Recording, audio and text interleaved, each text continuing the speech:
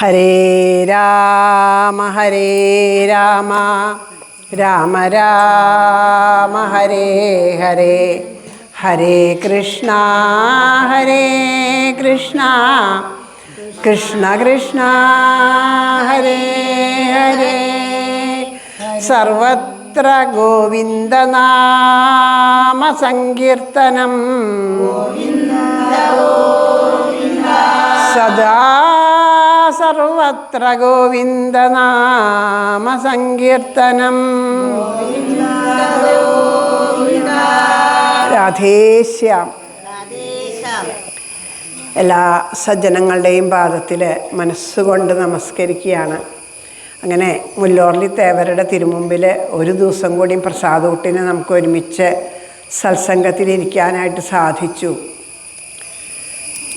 എല്ലാവർക്കും ലഭിക്കണ ഒരു ഭാഗ്യമാണോ എന്ന് ചോദിച്ചാൽ അല്ല എന്ന് നിസ്സംശയം പറയാൻ പറ്റും. കാരണം എന്താണെന്ന് വിചാരിച്ചാൽ, ഇവിടെ ഈ ഒരു സത്സംഗം നടത്തണ സമയത്ത് അമ്പലത്തിൽ നിന്ന് ഒരു മൈക്കൊക്കെ തന്ന്, സാധാരണ ദിവസങ്ങളിൽ നമ്മളെല്ലാ വ്യാഴാഴ്ചയും മൈക്കൊന്നും ഉപയോഗിക്കാറില്ല. ഇപ്പം ഈ ഒരു മൈക്കൊക്കെ തന്നത് എന്തുകൊണ്ടാണെന്ന് വിചാരിച്ചാൽ, ഇങ്ങനൊരു സത്സംഗം ഉണ്ട്, മാസത്തിലൊരിക്കലെങ്കിലും സത്സംഗം ഉണ്ടെന്ന് കേട്ടറിഞ്ഞ് ആരെങ്കിലൊക്കെ വന്നാൽ സത്സംഗത്തിലിരുന്നാൽ ഇരിക്കട്ടെ എന്ന് വിചാരിച്ചിട്ടാണ് മൈക്കൊക്കെ തരുന്നത്, കേട്ടറിഞ്ഞ് വരട്ടെ എന്ന് കരുതിയിട്ട്. പക്ഷെ നമ്മൾ എത്രയൊക്കെ പ്രയത്നിച്ചാലും എന്തെല്ലാം ചെയ്താലും എല്ലാത്തിനും ഈശ്വര കാരുണ്യം വേണം. ഇവിടെ സത്സംഗം നടക്കുമ്പോൾ അപ്പുറത്ത് കൂടി വന്നു പോണവരുമുണ്ട്. അപ്പോൾ അവർക്ക് ഇവിടെ വന്നിരിക്കാൻ ഒന്നുമില്ലെങ്കിൽ ക്ഷേത്രത്തിലെ ഒരു പ്രസാദൂട്ടുണ്ട്, അതിന് വരണം എന്നെങ്കിൽ അവർക്ക് തോന്നണത് മഹാഭാഗ്യ. അമ്പലത്തിലേക്ക് വരണം എന്ന് തോന്നണത് തന്നെ കാരുണ്യമാണ്. ഇതാരെയും കുറ്റം പറയല്ല. ഓരോ ജീവനും ആ ഒരു സമയമുണ്ട് നമുക്ക് ഈശ്വരനെ ഉപാസിക്കാനും. എല്ലാത്തിനും ഓരോ സമയം ഈശ്വരൻ കൽപ്പിച്ചിട്ടുണ്ട്. ആ സമയം നമുക്ക് വന്നെത്തിയാൽ മാത്രമേ അത് സാധ്യമാവുള്ളൂ. അത് നമുക്ക് എല്ലാവർക്കും അറിയാം, ഇവിടെ ഇരിക്കണ എല്ലാവർക്കും അറിയാം. നമുക്ക് പല പ്രാരാബ്ധങ്ങളുണ്ടാവും, കുടുംബകാര്യങ്ങളുണ്ടാവും. അപ്പോൾ ആ പ്രാരാബ്ധങ്ങൾ മുഴുവനും ഉപേക്ഷിച്ചിട്ട് നമുക്കിവിടെ വന്നിരിക്കാൻ സാധിക്കില്ല. അപ്പോൾ ഓരോരുത്തർക്കും അതിന് പക്വത വരുമ്പോൾ ഈശ്വരൻ ഇവിടെ കൊണ്ടുവന്നിരുത്തും. പക്ഷേ ചില ജീവന്മാർക്ക് അങ്ങനെ എല്ലാ സൗകര്യങ്ങളും ഉണ്ടെങ്കിലും ഇവിടെ വന്നിരിക്കാൻ തോന്നില്ല. എല്ലാം അറിയാം, എല്ലാം ഉണ്ട്, എന്തോ ഒന്ന് തടസ്സമായിട്ട് നിൽക്കുന്നു. അപ്പം അങ്ങനെ തടസ്സമായിട്ട് നിൽക്കുന്ന ജീവന്മാർക്ക് ആർക്കെങ്കിലും ഇതുപോലെ നാമജപം കേൾക്കുമ്പോൾ, സത്സംഗം കേൾക്കുമ്പോൾ ഓടിയെത്താൻ തോന്നുന്നുണ്ടെങ്കിൽ വരട്ടെ എന്ന് നമ്മുടെ ആരുടെയും ഒരാളുടെയും വിചാരമല്ലാതെ മുല്ലോർലി തേവരുടെ നിയോഗമാണ്. നമ്മളെ നിയോഗിച്ചത് തേവരാണ്. അപ്പോൾ ഇങ്ങനെ ഒരു ഫെസിലിറ്റിയൊക്കെ ഇവിടെ ഉണ്ടായതും തേവരുടെ ആ ഒരു ഇച്ഛ കൊണ്ടാണ്. അപ്പോൾ അത് തേവരുടെ ഇച്ഛയാണ് വരണം എന്നുള്ളത്. അപ്പോൾ തേവർ ഈ ഒച്ച എവിടെ, അതുകൊണ്ടാണ് മൈക്കിൽ ജപിക്കുമ്പോൾ ജപിച്ചോളൂ, നാമം ജപിക്കുമ്പോൾ ഒന്ന് ശ്രദ്ധിച്ചിട്ട് ഉറക്ക ജപിക്കൂ എന്ന് പറയുന്നത് അതുകൊണ്ടാണ്.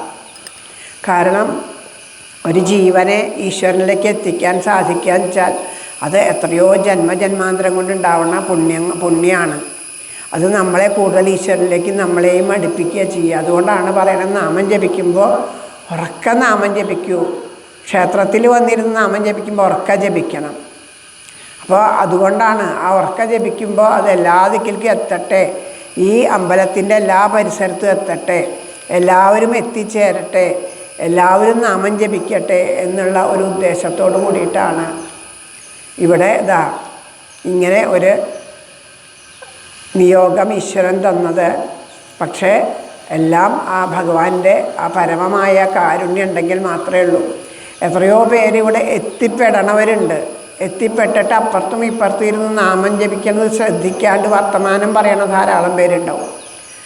അത് പല വിധത്തിലാണ്. ഞാനത് ചെയ്യണ്ട. അവരുടെയൊക്കെ വിചാരം എന്താണെന്ന് പറയും, ഞാൻ അമ്പലത്തിന് വേണ്ടി അത് ചെയ്യണ്ടല്ലോ, ഇത് ചെയ്യണ്ട, അമ്പലത്തിലേക്ക് പൈസ കൊടുക്കുന്നുണ്ട്. ഇതൊക്കെ നമ്മുടെ ആ കുറച്ച് ഒരു ഫലം അതിനുണ്ടാവും, ശരിയാണ്. പക്ഷേ പൂർവജന്മകൃതമായ ആ ഒരു കർമ്മഫലം കൊണ്ടാണ് നമുക്ക് രോഗങ്ങളും ദുരിതങ്ങളും ഒക്കെ വരുന്നത്. അപ്പോൾ ഈ രോഗങ്ങളിൽ നിന്നും ദുരിതങ്ങളിൽ നിന്നുമൊക്കെ മുക്തി ലഭിക്കണം എന്നുണ്ടെങ്കിൽ ഈശ്വരനാമം ജപിച്ചേ തീരൂ. കലികാലത്ത് വേറെ ഒന്നിനും പ്രാധാന്യമില്ല. ഓരോരുത്തരും മനസ്സറിഞ്ഞ് നാമം ജപിക്കണം. ആ നാമജപത്തിന് മാത്രമേ മഹത്വമുള്ളൂ, വേറെ ഒന്നിനും അവിടെ മഹത്വമില്ല. അതുകൊണ്ടാണ് ഓരോരുത്തരും പറയുന്നത് നാമം ജപിച്ചോളൂ, നാമം ജപിച്ചോളൂ എന്ന്. അപ്പോൾ അല്ലേ പൂന്താനം മുത്തശ്ശനും നമ്മളോടതല്ലേ പറയണേ, എണ്ണമറ്റ തിരുനാമമുള്ളതിൽ ഒന്നു മാത്രമൊരിക്കലൊരു ദിനം. ഇതൊക്കെ നമുക്കറിയാം, കാണാണ്ട് പഠിച്ചിട്ടുണ്ട് നമ്മൾ. ഒരിക്കലും ജ്ഞാനപ്പാന ആരും എഴുതി പഠിച്ചതല്ല. അതൊക്കെ കേട്ട് കേട്ട് കേട്ട് കേട്ട് നമ്മൾ ഓർമ്മ വെച്ച നാൾ മുതൽ നമ്മുടെ അടുത്തുള്ള ക്ഷേത്രങ്ങളിലൊക്കെ ഇതിങ്ങനെ ഉറക്ക വയ്ക്കും. കേട്ടിട്ടെങ്കിലും തലയിൽ കയറട്ടെ വെച്ചിട്ടാണ് ഇതൊക്കെ വയ്ക്കണേ. അതിങ്ങനെ കേട്ട് കേട്ട് കേട്ട് നമുക്കൊക്കെ കാണാപ്പാടറിയാം. എന്നാലും അത് ആ കാണാണ്ട് കേട്ട് പഠിച്ചത് ഉൾക്കൊള്ളാൻ നമ്മളാരും മെനക്കെടണില്ല.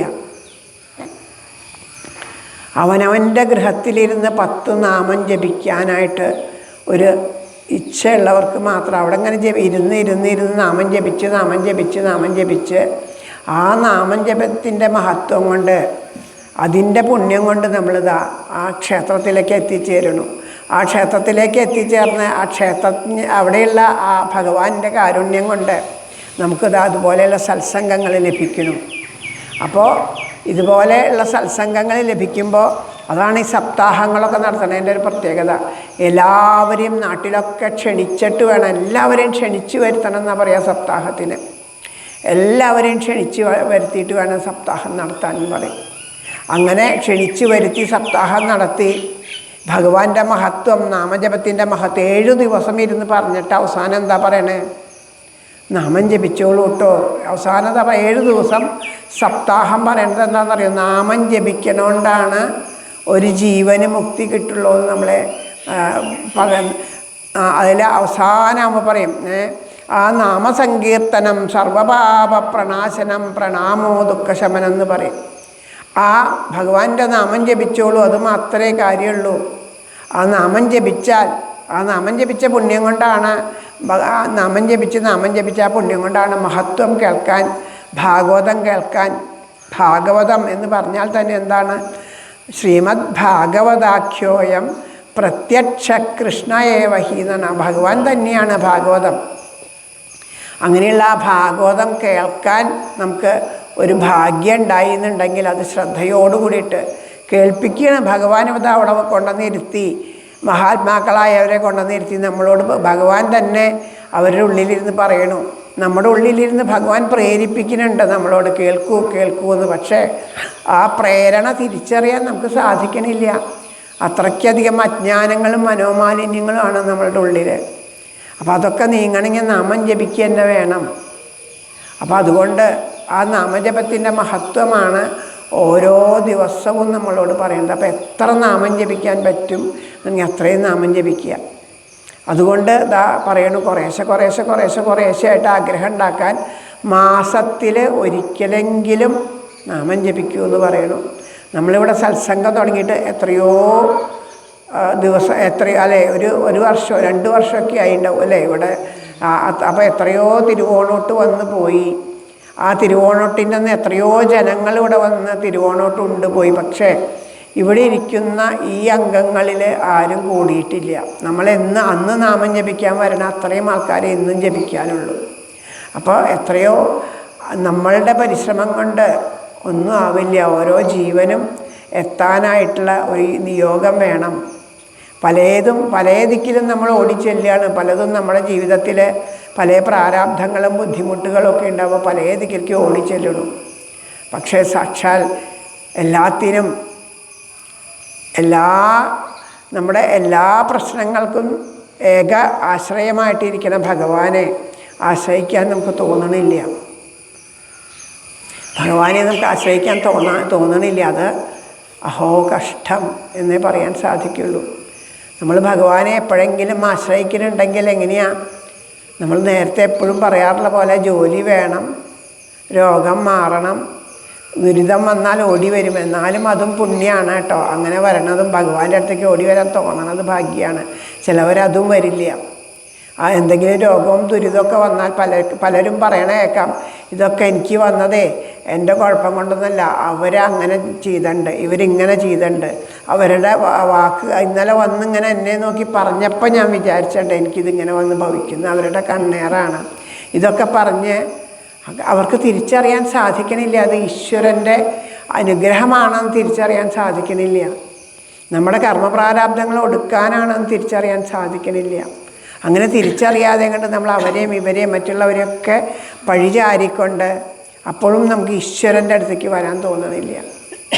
പല വിധത്തിൽ ഒരു അസുഖം വരുമ്പോൾ അത് അങ്ങനെ ചെയ്തു വച്ചിട്ടാണ് ഇങ്ങനെ ചെയ്തു വച്ചിട്ടാണെന്ന് പറഞ്ഞ് ഇങ്ങനെ അതിനു വേണ്ടി പലരെയും പോയി കാണണു.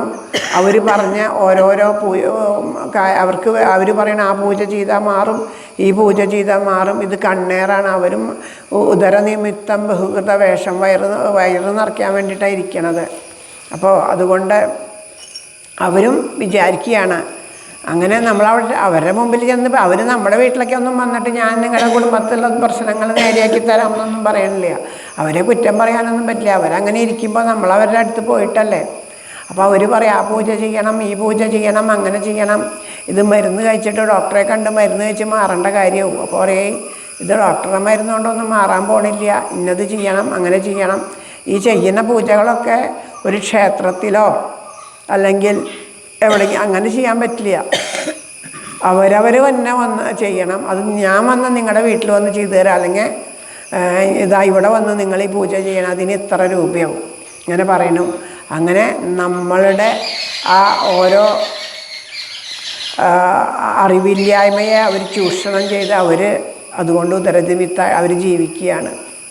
അപ്പോൾ പറയണു ഇങ്ങനെ അതിൽ കൂടോത്രം ചെയ്തിട്ടുണ്ട്, അതുകൊണ്ടാണ് എനിക്കിത് വന്നത്. അപ്പോൾ അതിന് പരിഹാരമായിട്ട് ഇന്നത് ചെയ്യണം, അതിന് ഇത്ര രൂപ വേണം, ഇങ്ങനെ വേണം, സ്വർണം കൊണ്ട് ചെയ്യണം. ചെയ്തവരൊക്കെ ധാരാളം ഉണ്ട്, അതുകൊണ്ടാണ് പറയണത്. അപ്പോൾ പോലും ഈശ്വരനെ ആശ്രയിക്കാൻ തോന്നണില്ല. ആ എന്തു വന്നാലും ഭഗവാനെ എൻ്റെ ദുഃഖങ്ങളും ദുരിതങ്ങളും ഒക്കെ എങ്ങനെ എന്നെ പീഡിപ്പിച്ചാലും ഭഗവാനെ അവിടുത്തെ അവിടുത്തെ പാദത്തിൽ നിന്ന് പിടിവിടില്ല എന്ന് ഉറപ്പിച്ചാൽ നമുക്ക് തിരിച്ചറിയാൻ സാധിക്കും ഇതൊക്കെ ഈശ്വരൻ്റെ അനുഗ്രഹമാണെന്ന്.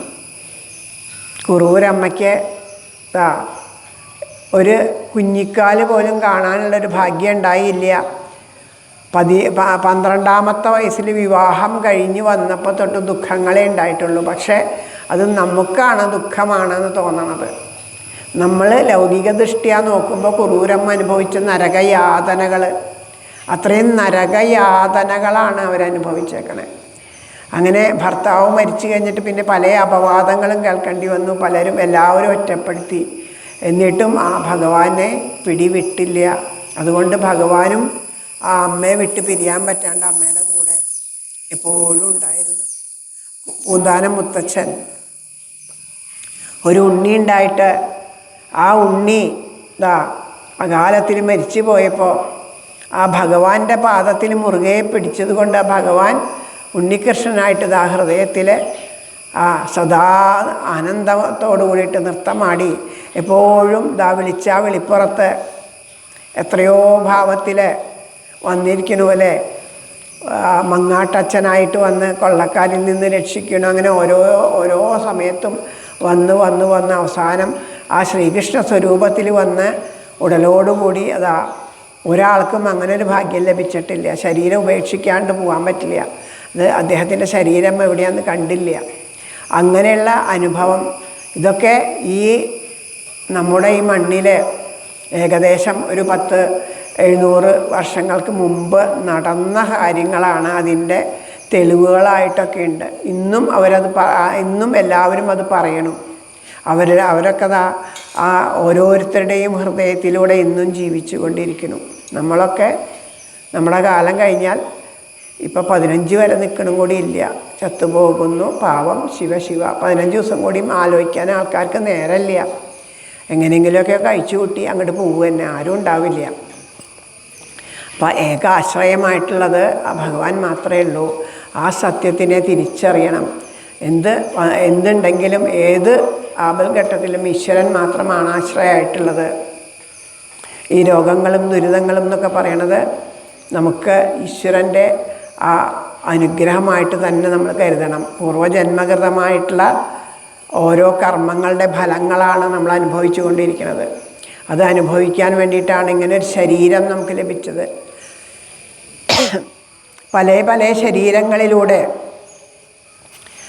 ആ കർമ്മപ്രാരാബ്ധങ്ങൾ അനുഭവിക്കുന്നുണ്ട്. പക്ഷെ ആ ശരീരത്തിലൊക്കെ ഇരിക്കുമ്പോൾ ആ ജീവന് മനസ്സിലാവണില്ല, ഞാൻ എൻ്റെ കർമ്മപ്രാരാബ്ധം കൊണ്ടാണ് ഈച്ചയായിട്ട്, ഉറുമ്പായിട്ട്, പുഴുവായിട്ട്, നായയായിട്ട്, അങ്ങനെ പല വിധത്തിലും ജനിച്ചും മരിച്ചും വരുമ്പോൾ അവർക്ക് തിരിച്ചറിയാൻ സാധിക്കണില്ല ഇതെൻ്റെ കർമ്മപ്രാരാബ്ധം കൊണ്ടെടുത്ത പ്രാരാബ്ധ ദേഹമാണെന്ന്. പക്ഷേ മനുഷ്യന് വിവേകബുദ്ധി, വിവേചന ബുദ്ധിയൊക്കെ തന്ന് മനുഷ്യനെ ആ മനുഷ്യ ശരീരം തന്നപ്പോൾ ആ മനുഷ്യ ശരീരത്തിലിരുന്ന് ഈശ്വരനെ അറിയാൻ വേണ്ടി മാത്രമാണ് മനുഷ്യ ശരീരം.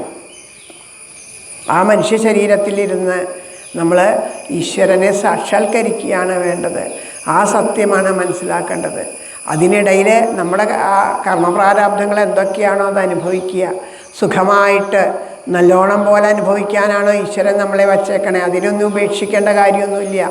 കഴിഞ്ഞ ദിവസം എന്നോട് ചോദിച്ചു, ഇത്ര ഈശ്വരനെ പോലെ ഗോപികമാരെ പോലെ ആവണം എന്നൊക്കെ ഉണ്ടെങ്കിൽ എന്തിനാണ് ഇങ്ങനെയൊക്കെ ആ ഗോപികമാരുടെ പോലെ ആവുമ്പോൾ എല്ലാം ഉപേക്ഷിക്കണം, നല്ല വസ്ത്രങ്ങൾ ഉപേക്ഷിക്കണം, ശരീരം ജട പിടിച്ച് അത് ശരീരബോധമൊന്നും ഇല്ലാണ്ട് നടക്കണം എന്ന് പറഞ്ഞു. ഞാൻ ഒരു കഥകളിലും ഒരാചാര്യന്മാരും അങ്ങനെ ഗോപികമാരെ പറഞ്ഞ് കേട്ടിട്ടില്ല, നമുക്കറിയില്ല. അങ്ങനെ നമ്മൾ നാളെ നടന്നു വെച്ചാൽ പറയുമോ ഇതൊക്കെ ഒരു തരം കാട്ടായങ്ങളാണ്, ആളെ കാണിക്കാൻ വേണ്ടിയിട്ടാണ്, അപ്പോഴും പറയും. അപ്പോൾ ഇത് പറയണവർ മറ്റുള്ളവരുടെ ജൽപ്പനം നമ്മൾ കേൾക്കേണ്ട ആവശ്യമില്ല. നമുക്ക് ആരെ ബോധിപ്പിക്കണം? നമ്മുടെ മനസ്സാക്ഷിയെ ബോധിപ്പിക്കണം, ഈശ്വരനെ മാത്രമേ ബോധിപ്പിക്കേണ്ടൂ. അപ്പം നമ്മളെങ്ങനെയാണെന്ന്, നമ്മൾ ഏത് വേഷം കെട്ടിയാലും, പൂതന വന്നതല്ലേ ലക്ഷ്മി ഭഗവതിയാണെന്നാണ് വിചാരിച്ചത് വ്രജത്തിലെത്തിയപ്പോഴേ. ആ വ്രജത്തിലെ ഗോപികമാരെല്ലാം അവരൊക്കെ നിഷ്കളങ്കരാണ്, അവർക്ക് ഈ വേഷം കെട്ടൊന്നും അറിയില്ല. അപ്പോൾ അവർ വിചാരിച്ചത് ലക്ഷ്മി ദേവി തന്നെ വന്നതാണെന്ന്. പക്ഷെ ഭഗവാന് മനസ്സിലായി ആരാണെന്നുള്ളത്. അപ്പോൾ ഒരു വേഷം കെട്ട് എവിടെയും നടക്കില്ല. പല വേഷം കെട്ടി പലരും വന്നപ്പോഴും ഭഗവാൻ വേഷം ഇല്ലാണ്ടും വന്നു. എന്നിട്ടൊരു ശകടാസുരനായിട്ട് വേഷം ഇല്ലാണ്ട് ഒരു കാളവണ്ടിയുടെ ഉള്ളിൽ കയറിയിരുന്നു. എന്നിട്ടും ആര് കണ്ടുപിടിച്ചു? ഭഗവാൻ അത് മനസ്സിലായി. അപ്പം നമ്മൾ ഏത് വേഷം കെട്ടിയാലും തിരിച്ചറിയണ ഒരാളുണ്ട്, എത്ര മാന്യനായാലും തിരിച്ചറിയണ ഒരാളുണ്ട്. പക്ഷെ ഒരു കാര്യമുണ്ട്, ശരിക്കും നമ്മൾ അതുപോലെ ഉള്ളവരെക്കാൾ കൂടുതൽ ശരിക്കും ഈശ്വരനെ അറിഞ്ഞവരെന്താണെന്നറിയോ? അവർ നല്ലോണം പോലെയല്ല, വല്ലോണം പോലെ ജീവിക്കും. വല്ല ഭ്രാന്തൻ്റെ പോലെയോ അങ്ങനെയൊക്കെ ആയിട്ട് അങ്ങനെ ജീവിക്കുള്ളൂ. കാരണം എന്താണെന്ന് വെച്ചാൽ അങ്ങനെയുള്ളവരെ ആരും അടുപ്പിക്കില്ല. അവർക്കും അതാ വേണ്ടത്. അവരിപ്പോൾ മഹാത്മാവാണെന്ന് പറഞ്ഞാൽ നമ്മളപ്പോൾ തുടർന്നവിടെ ചെന്ന് കാല് തൊട്ട് നമസ്കരിക്കാനും നമ്മുടെ കാര്യങ്ങൾ പറയാനും ദുഃഖങ്ങൾ പറയാനും നിവാരണം ഉണ്ടാക്കണേന്ന് കൈ ഒന്ന് തലയിൽ വെച്ച് അനുഗ്രഹിക്കൂ, എൻ്റെ മോൻ അങ്ങനെ അനുഗ്രഹിച്ചാൽ, നിങ്ങൾ നന്നാവും. നമ്മുടെ ചിദാനന്ദപുരി സ്വാമികളോട് ഒരിക്കൽ പറഞ്ഞു, അങ്ങനെ സ്വാമി അനുഗ്രഹിച്ചാൽ നേരെയോ. അപ്പോൾ സ്വാമി പറഞ്ഞു, അങ്ങനെയാണെങ്കിൽ ഞാൻ ആദ്യം തന്നെ ആ കൈ എൻ്റെ തലയിൽ വെച്ച് അനുഗ്രഹിച്ചേനെ, ഞാൻ നേരെയാവണ്ടേ, എന്നിട്ട് വേണ്ടേ നിങ്ങളെയൊക്കെ നേരെയാക്കാൻ. അത് പറഞ്ഞാൽ ഓരോരുത്തരും നേരെയാവണമെന്നുണ്ടെങ്കിൽ ആരെ മാത്രം ആശ്രയിക്കുക? ഈശ്വരനെ ആശ്രയിക്കുക. അവനവൻ തീരുമാനിച്ചാൽ മാത്രമേ അവനവൻ നന്നാവുള്ളൂ. നമുക്ക് ഈശ്വരനെ സ്വീകരിക്കാൻ, ആ ഭഗവാനെ സ്വീകരിക്കാൻ മടി എന്താണെന്ന് വെച്ചാൽ, നമ്മൾ ഇന്ന് സത്യമാണെന്ന് കരുതി പിടിച്ചേക്കണ പലതും നമ്മളെ വിട്ടു പോയാലോ എന്നുള്ള ദുഃഖം കൊണ്ടാണ്. നമ്മുടെ കർമ്മപ്രാരാബ്ധം തീരാണ്ട് ഒന്നും നമ്മളെ വിട്ടുപോവില്ല. തീർന്നാൽ എത്ര അടക്കി പിടിച്ചാലും എല്ലാം വിട്ടുപോവുകയും ചെയ്യും. അത് ആ സത്യം, ആ പരമാർത്ഥം മനസ്സിലാക്കണില്ല. അതുകൊണ്ടാണ് ആൾക്കാർക്ക് ഈശ്വരനോടടുക്കാൻ ഒരു വിഗ്രഹം, ഇതുപോലെയുള്ളൊരു വിഗ്രഹം, കൃഷ്ണവിഗ്രഹം വച്ചിട്ട് ഞാനൊരു വീട്ടിൽ ചെന്നതാണ്. അപ്പോൾ അവിടെ 2 ദിവസമല്ല ഒരാഴ്ച അവിടെ താമസിക്കേണ്ടി വന്നു. ഒരു ബന്ധുഗ്രഹത്തിൽ. അപ്പോൾ അതിമനോഹരനായിട്ടുള്ളൊരു കൃഷ്ണനെ അവിടെ വിഗ്രഹത്തിൽ വച്ചിട്ടുണ്ട്. കണ്ടാൽ കൊതിയാവും, കെട്ടിപ്പിടിച്ച് ഉമ്മ വയ്ക്കാൻ തോന്നുന്ന കൃഷ്ണ വിഗ്രഹം.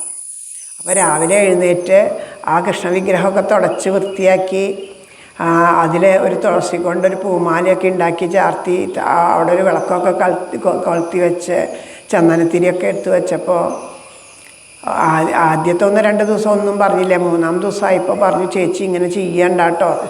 അപ്പം ഞാൻ ചോദിച്ചു, എന്തെങ്ങനെ ചെയ്താൽ? അല്ല, അത് ഇപ്പോൾ വിഗ്രഹമായിട്ടായിരിക്കണേ, അതിലെങ്ങനെ ആ ചൈതന്യം വന്നാലേ ദോഷമാണ്. അപ്പം അതുകൊണ്ട് ആ വിഗ്രഹമായിട്ടിരുന്നാൽ മതി എന്ന് ഭഗവാൻ. ചൈതന്യമായിട്ട് നമ്മുടെ ഉള്ളിൽ വരണ്ടാന്ന് ചിന്തിക്കണവരുടെ ഉള്ളിലേക്ക് എങ്ങനെയാണ് ഈശ്വരൻ്റെ ചൈതന്യം എത്തുക? അപ്പം എന്നോട് പറഞ്ഞു, അത് കാരണം കൊണ്ട് ആ ചൈതന്യം വരും, പിന്നെ ബുദ്ധിമുട്ടാവുന്നു. അതായത് ഈശ്വരൻ നമ്മളിപ്പോൾ സത്യമാണ്, അയാളുള്ള കാര്യം തുറന്നു പറഞ്ഞു, നിഷ്കളങ്കനാണ്. അതുകൊണ്ട് അപ്പം നമ്മളൊക്കെ കൃഷ്ണ കൃഷ്ണ കൃഷ്ണ എന്ന് വിചാരിച്ച് വിളിച്ച് കൊതിച്ച് കാത്തിരിക്കുന്നുണ്ട്. ഒരു ദിവസം ആ മുല്ലോറിൽ തേവർക്ക് തോന്നുകയാണ്, ഇവരെത്ര കാലമായി എന്നെ വിളിക്കണു, എന്നാൽ ഇന്ന് ഇവരുടെ വീട്ടിലേക്ക് ചെല്ലാം എന്ന് പറഞ്ഞതാ. നമ്മുടെ വീട്ടിൽ വന്നിട്ട് ആ തേവർ നമ്മുടെ അടുത്ത് വന്നു. എന്നിട്ട് പറഞ്ഞു, ഞാൻ മുല്ലോറിൽ തേവരാണ്, ഇനി നിങ്ങളുടെ കൂടെ ഞാൻ എന്നും ഉണ്ടാവും എന്ന് പറഞ്ഞാൽ നമുക്ക് പരിഭ്രമായി. കാരണം എന്താണെന്ന് വെച്ചാലേ, ഇനിയിപ്പോൾ തേവർ വന്നാൽ പിന്നെ തേവരെ വിട്ട് ബാക്കിയുള്ള കാര്യങ്ങളൊന്നും പറ്റില്ല. തേവർക്ക് വേണ്ട പോലെ തേവരെ നോക്കണ്ടേ. ഇപ്പം നമുക്കൊരു ബുദ്ധിമുട്ടുമില്ല, വിളിക്കുക മാത്രമേ വേണ്ടൂ. ഇങ്ങനെ ഒരു വിഗ്രഹം വിളക്ക് കൊളുത്തി വെച്ച് പാല് തരാൻ കണ്ണാ, വെണ്ണ തരാൻ കണ്ണാ, അത് തരാൻ കണ്ണാ, ഇത് തരാൻ കണ്ണാ, ലഡ്ഡു തരാൻ, എന്ത് വേണമെങ്കിലും കൊടുക്കാമെന്ന് പറയും. കണ്ണൻ വന്നിട്ട് ഇത് ചോദിച്ച് 2 ദിവസം ഇരുന്ന് കഴിഞ്ഞാൽ 3-ാമത്തെ ദിവസം ചോദിച്ചു, ഇയാൾ പോണില്ലാവോ എന്ന് വിചാരിക്കും. ഇത്രയൊക്കെ ഉള്ളൂ നമ്മുടെ ഭക്തി. അതൊക്കെ നമ്മൾ വെറുതെ ഒരു വിഭ്രമം മാത്രമാണ്. ശരിയായ ഉറച്ച ഒരു ഭാവം ഉണ്ടെങ്കിൽ, ഉള്ളിൽ ഉറച്ച ഭാവം ഉണ്ടെന്ന് നമുക്കൊക്കെ തോന്നും. എപ്പോഴും തോന്നും, അങ്ങനെ വന്നാലും നമ്മൾ പറയും, അങ്ങനെ വന്നാലും ശരി, ഞാനത് ഭഗവാനെ വിട്ടിട്ട് പിന്നെ പോവില്ലേ, ഭഗവാൻ വന്നാൽ പിന്നെ എന്താണെന്നൊക്കെ നമുക്ക് തോന്നിയിരിക്കും. പക്ഷേ ഭഗവാനെ വേണ്ട. നമ്മുടെ വീട്ടിൽ ഇപ്പം ഇവിടെ സപ്താഹം വരുന്നുണ്ട്. സപ്താഹത്തിൻ്റെ ആ ആചാര്യനെ നിങ്ങളുടെ ആരെങ്കിലും വീട്ടിലൊന്ന് താമസിപ്പിക്കുമോ എന്ന് ചോദിച്ചാൽ മതി. അപ്പോൾ പറയാം, അയ്യോ വീട്ടിൽ പറ്റില്ല, ഞങ്ങളുടെ വീട്ടിൽ ഒട്ടും പറ്റില്ല, ഞങ്ങളത് കഴിക്കും ഇത് കഴിക്കും, അതൊക്കെ അപ്പോൾ അതൊക്കെ ഒരാഴ്ചയല്ലേ, അയ്യോ അത് പറ്റില്ല കേട്ടോ, അത് ശരിയാവില്ല, ഞങ്ങൾക്ക് അങ്ങനെ ചെയ്യാൻ പറ്റില്ല. അപ്പോൾ അതിന് 100 പ്രാരാബ്ധം പറയും. ഒരു മഹാത്മാവ് നമ്മുടെ വീട്ടിൽ വന്ന് ചേരണം എന്നുണ്ടെങ്കിൽ എത്രയോ ജന്മജന്മാന്തര പുണ്യം കൊണ്ടാണ് ഒരു മഹാത്മാവ് നമ്മുടെ ഗൃഹത്തിലേക്ക് കാലെടുത്ത് വയ്ക്കുക. അപ്പം അതിന് പോലും അവർ വരുന്നത് പോലും നമുക്ക് പറ്റിയ തടസ്സം പറയണോ? പിന്നെയാണോ സാക്ഷാൽ ഭഗവാൻ? നമുക്ക് കാരണം നമ്മളുടെ ദുഃഖങ്ങൾ തരണത് സുഖാണെന്ന് തോന്നണ ഒന്നുപോലും സുഖമല്ല, എല്ലാം ദുഃഖാ തരണേ. വെറുതെ തോന്നുക സുഖാണെന്ന്. ഓരോന്നും നേടുമ്പോൾ തോന്നും അത് നേടിയ സുഖാവും, ഇത് നേടിയ സുഖാവും, മറ്റത് നേടിയ സുഖാവും, വിവാഹം കഴിഞ്ഞാൽ സുഖാവും. അപ്പോൾ ആദ്യത്തെ കുറച്ച് ദിവസത്തേക്കൊക്കെ സുഖമാണെന്ന് തോന്നും. കാരണം വലിയ ഒരു ദുഃഖത്തിലേക്കുള്ള ആദ്യത്തെ പടി സുഖാവും, പിന്നെ ഉള്ളതൊക്കെ ദുഃഖം തന്നെയാണ്. വേണ്ടതുപോലെ ആയില്ലെങ്കിൽ അവിടെ ദുഃഖം. അത് കഴിഞ്ഞ് ഒരു കുഞ്ഞുണ്ടായാൽ ആ കുഞ്ഞുണ്ടാവാൻ കൊതിച്ച് എത്രയോ വഴിപാടുകളും പ്രാർത്ഥനകളൊക്കെ ചെയ്തൊരു കുഞ്ഞുണ്ടായി. ആ കുഞ്ഞിന് രോഗങ്ങളും ദുരിതങ്ങളും ബുദ്ധിമുട്ടുകളും, ആശുപത്രി വിട്ട് ആശുപത്രി, കയ്യിൽ പൈസ ഇല്ല എന്ന് വരുമ്പോൾ അത് ദുഃഖമായി. അങ്ങനെ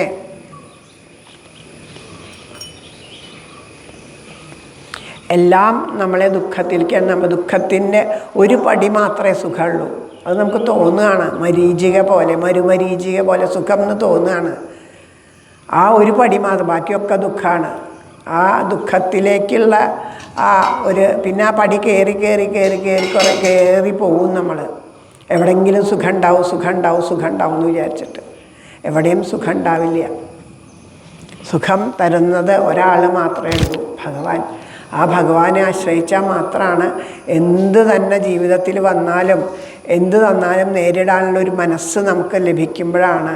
അങ്ങനെയുള്ള സുഖം അനുഭവിച്ച ആളാണ് പൂന്താനം മുത്തശ്ശനൊക്കെ.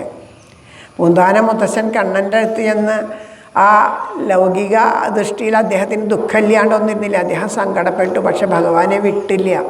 എന്തിനാ ഭഗവാനെ എന്ന് ചോദിച്ചപ്പോൾ അദ്ദേഹം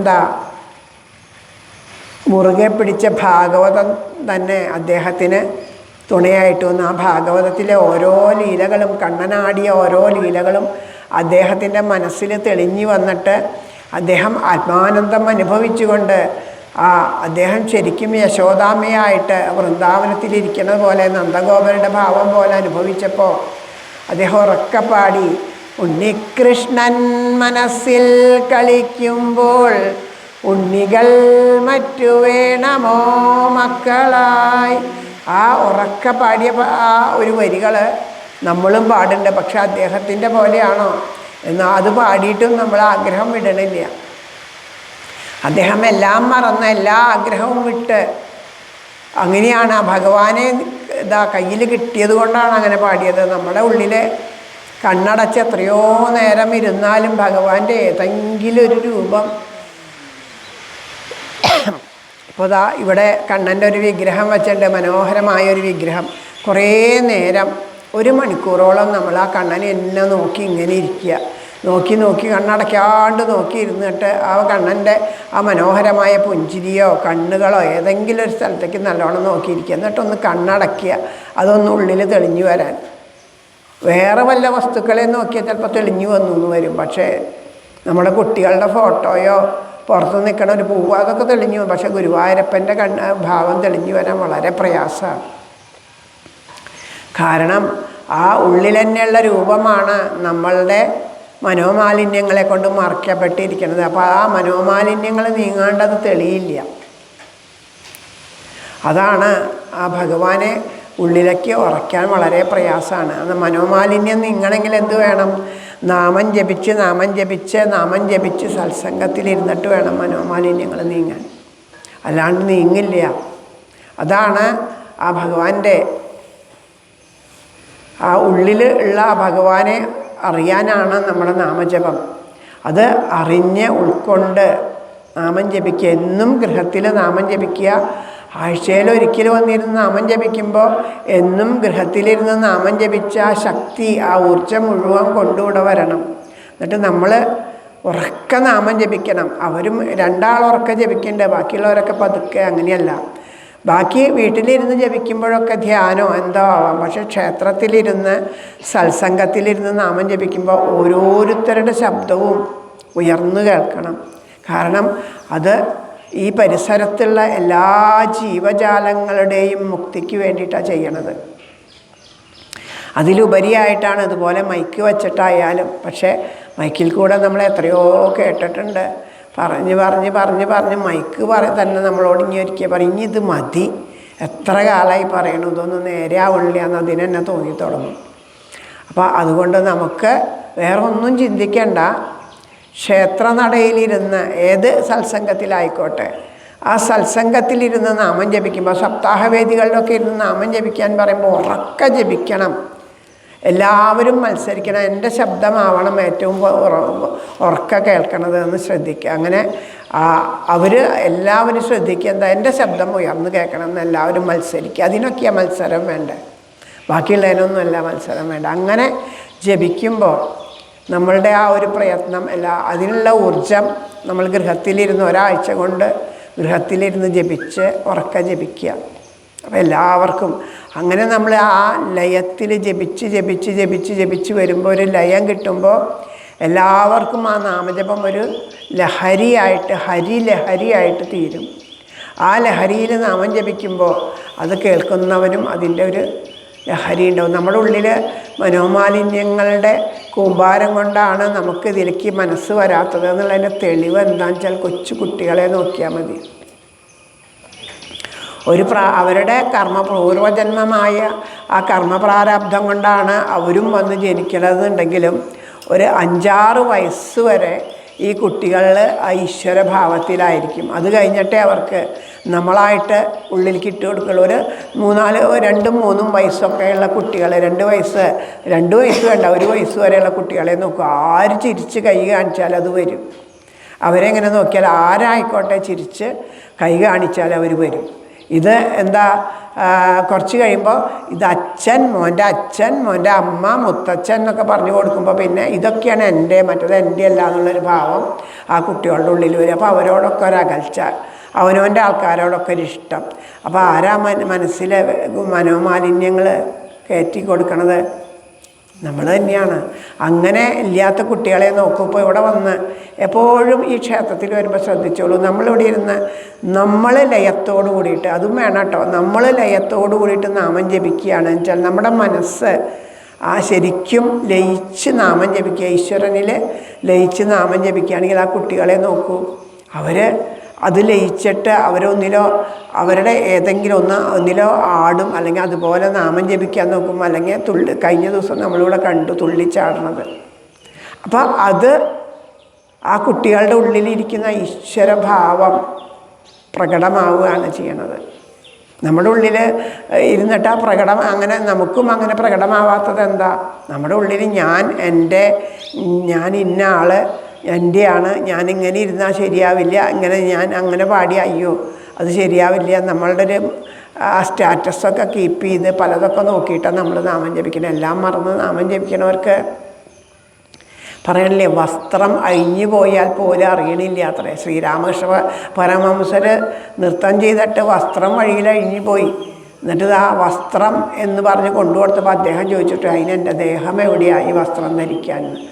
അത്രയ്ക്ക് പോലും ഒരവസ്ഥയിൽ ദേഹം പോലും മറന്ന അവസ്ഥയിൽ ദേഹം എവിടെ ഈ വസ്ത്രം ധരിക്കാമെന്ന് അദ്ദേഹം ചോദിച്ചു അത്രേ. അപ്പോൾ അത്രയും അങ്ങനെയുള്ള നിലയിൽ അദ്ദേഹം ചെയ്തു. അപ്പോൾ ഈ കഥകളൊക്കെ നമ്മളോട് പറയേണ്ട അത്രയ്ക്കൊന്നും ഇല്ലെങ്കിലും ഇതുപോലെയുള്ള സത്സംഗത്തിലിരിക്കുമ്പോൾ നമ്മുടെ മനസ്സ് ആ സമയത്തെങ്കിലും മറ്റുള്ളതൊന്നും ശ്രദ്ധിക്കാണ്ട്, കാരണം നമ്മൾ മറ്റെന്തെങ്കിലും ഒന്ന് ശ്രദ്ധിച്ചു അതിൻ്റെ പുറകെ പോയാൽ എല്ലാവരും അങ്ങോട്ട് നോക്കി, എല്ലാവരും അത് നോക്കി, അതെന്താ പിന്നെ അതായി നമ്മുടെ ശ്രദ്ധ. ഈ പറയണതൊന്നും നമ്മൾ ശ്രദ്ധിക്കില്ല, അതെവിടെയാ ഇതെവിടെയാ, പിന്നെ അത് തന്നെ നോക്കിയിരിക്കുകയായി. അപ്പോൾ നമ്മുടെ ശ്രദ്ധ എവിടെ പോയി? പറയണത് ശ്രദ്ധിക്കില്ല. ഒരാളുടെ ശ്രദ്ധയല്ല പോണത്, അപ്പോൾ എല്ലാവരുടെ ശ്രദ്ധയും പോയി.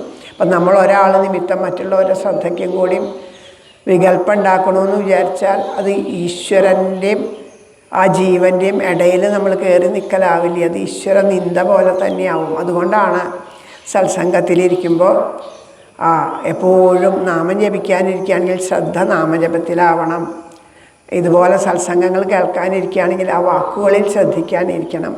ഇനിയിപ്പോൾ നമ്മളുടെ ശ്രദ്ധ എവിടെയെങ്കിലും പോവുകയാണ്, തെറ്റിപ്പോകണമെന്നുണ്ടെങ്കിൽ കണ്ണടച്ചോളൂ, കണ്ണടച്ചിരിക്കുക. അയ്യോ കണ്ണടച്ചിരുന്നാൽ പറ്റില്ല, അപ്പം ഞാൻ ഉറങ്ങിപ്പോവും. ആയിക്കോട്ടെ, അതൊരു ലയാണ്. ആദ്യമൊക്കെ ഉറങ്ങുള്ളൂ, പിന്നെ ഉറങ്ങില്ല. കണ്ണടച്ചിരുന്ന് കേട്ടോളൂ. കുറേ കഴിയുമ്പോൾ കണ്ണ് തുറന്നിരുന്നാലും നമ്മുടെ ശ്രദ്ധ എവിടെയും പോവില്ല. അങ്ങനെ പിന്നെ എപ്പോഴും സത്സംഗവേദികളിലൊക്കെ മുന്നിൽ വന്നിരിക്കണം എന്ന് പറയും. കാരണം പിന്നിലായിരുന്നതെന്ന് വിചാരിച്ചാൽ മുന്നിൽ നടക്കാം, ഒരാൾ അങ്ങോട്ട് നടന്നു, ഒരാൾ ഇങ്ങോട്ട് നടന്നു. അപ്പോൾ അതൊക്കെ നോക്കി എന്തൊക്കെയാണ് മുന്നിൽ ആ സത്സംഗത്തിൽ വരുന്ന ആചാര്യൻ്റെ അടുത്ത് ഇരുന്ന് കഴിഞ്ഞാൽ അദ്ദേഹത്തിനെ മാത്രമേ ശ്രദ്ധ വരുള്ളൂ. അതുകൊണ്ടാണ് അങ്ങനെ പറയണത്. അപ്പം അങ്ങനെ കാരണം നമ്മൾ മനുഷ്യൻ അല്ല, നമ്മളിപ്പോൾ വലിയ ഋഷീശ്വരന്മാരൊന്നും ആയിട്ടില്ല, സാധാരണ മനുഷ്യരാണ്. നമ്മളുടെ ഒരു ശ്രദ്ധ പോവാണ്ടോന്നിരിക്കില്ല. എല്ലാവരുടെ കണ്ണ് എന്തെങ്കിലും ഒരു ഒച്ച കേൾക്കുമ്പോഴേക്കും കണ്ണ് അവിടെ ഒരു ഒച്ച എന്താണെന്ന് നോക്കൂ എന്നുള്ള സന്ദേശം തരും. അപ്പോൾ നമ്മൾ നോക്കിപ്പോവും.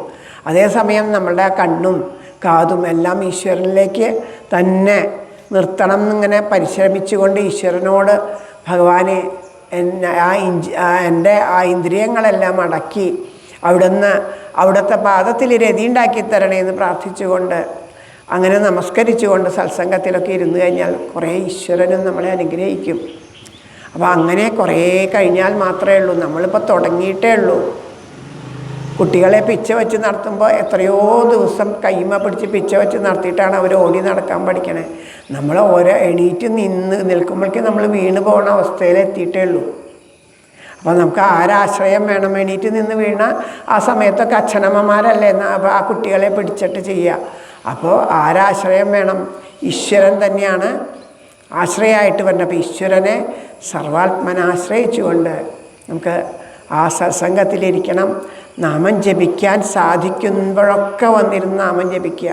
10 നാമേ ജപിക്കാൻ പറ്റുള്ളൂ, അത് മതി. ആ കർമ്മപ്രാരാബ്ധങ്ങൾ നീങ്ങാൻ നാമജപമല്ലാണ്ട് ഒരു വഴിയില്ല. അങ്ങനെ എല്ലാവർക്കും അത് സാധിക്കട്ടെ എന്ന് പ്രാർത്ഥിക്കണു. സത്സംഗത്തിൽ ഇപ്പോൾ സമയം എത്രയായി എന്ന് നിശ്ചയമല്ല. 11:30 ആവാറായില്ലേ? അപ്പം നോക്കാം. 12 മണി വരെ എന്നാണ് ഒരു സമയം. എന്നാൽ 5 മിനിറ്റ് വൈകിയാലും ആ ശ്രീകൃഷ്ണ കഥാമൃതം എല്ലാ മാസവും ഇവിടെ പാരായണം ചെയ്യാറുള്ള ഒരു ഭാഗ്യം ഭഗവാൻ തന്നു. ഇന്നത്തെ ഒരു ഭാഗം എന്താണെന്ന് വെച്ചാൽ രുക്മിണി കൃഷ്ണനായിട്ട് കൊതിച്ചിട്ട് കേൾക്കാത്തവരുണ്ടാവും, അതുകൊണ്ടാണ് പറയണത്. കൃഷ്ണന് വേണ്ടി കൊതിച്ച് രുക്മിണി തന്നെ ശിശുപാലന് വിവാഹം കഴിച്ചു കൊടുക്കാൻ നിശ്ചയിച്ചു എന്ന് അറിഞ്ഞപ്പോൾ ലജ്ജ വിട്ടിട്ട് ഒരു ബ്രാഹ്മണനോട് കത്തെഴുതി കൊടുത്തയക്കുകയാണ്, എന്നെ സ്വീകരിക്കണം എന്ന് പറഞ്ഞാൽ. ആ കത്ത് വായിച്ചിട്ട് ഭഗവാൻ രുക്മിണിയെ സ്വീകരിക്കാനായിട്ട് വിദർഭ രാജ്യത്തേക്ക് വരണതും ആ രുക്മിണി പറയണു, ഞാൻ വിവാഹത്തിൻ്റെ തലേന്ന് ക്ഷേത്രത്തിൽ പോവും, അവിടെ വച്ചിട്ട് പോയി വരുന്ന വഴിയിൽ ആ ഭഗവാന്റെ നടയിൽ വെച്ചിട്ട് ഞങ്ങളെ സ്വീകരിക്കണം എന്ന് പറയണ ആ ഒരു സന്ദർഭമൊക്കെയാണ് വായിച്ച് കൊണ്ടിരിക്കുന്നത്. നമുക്കിത് വായിച്ച് സമർപ്പിക്കാം ഭഗവാന്റെ പാദത്തിൽ. സർവത്ര ഗോവിന്ദനാമ സങ്കീർത്തനം സദാ സർവത്ര ഗോവിന്ദനാമ സങ്കീർത്തനം.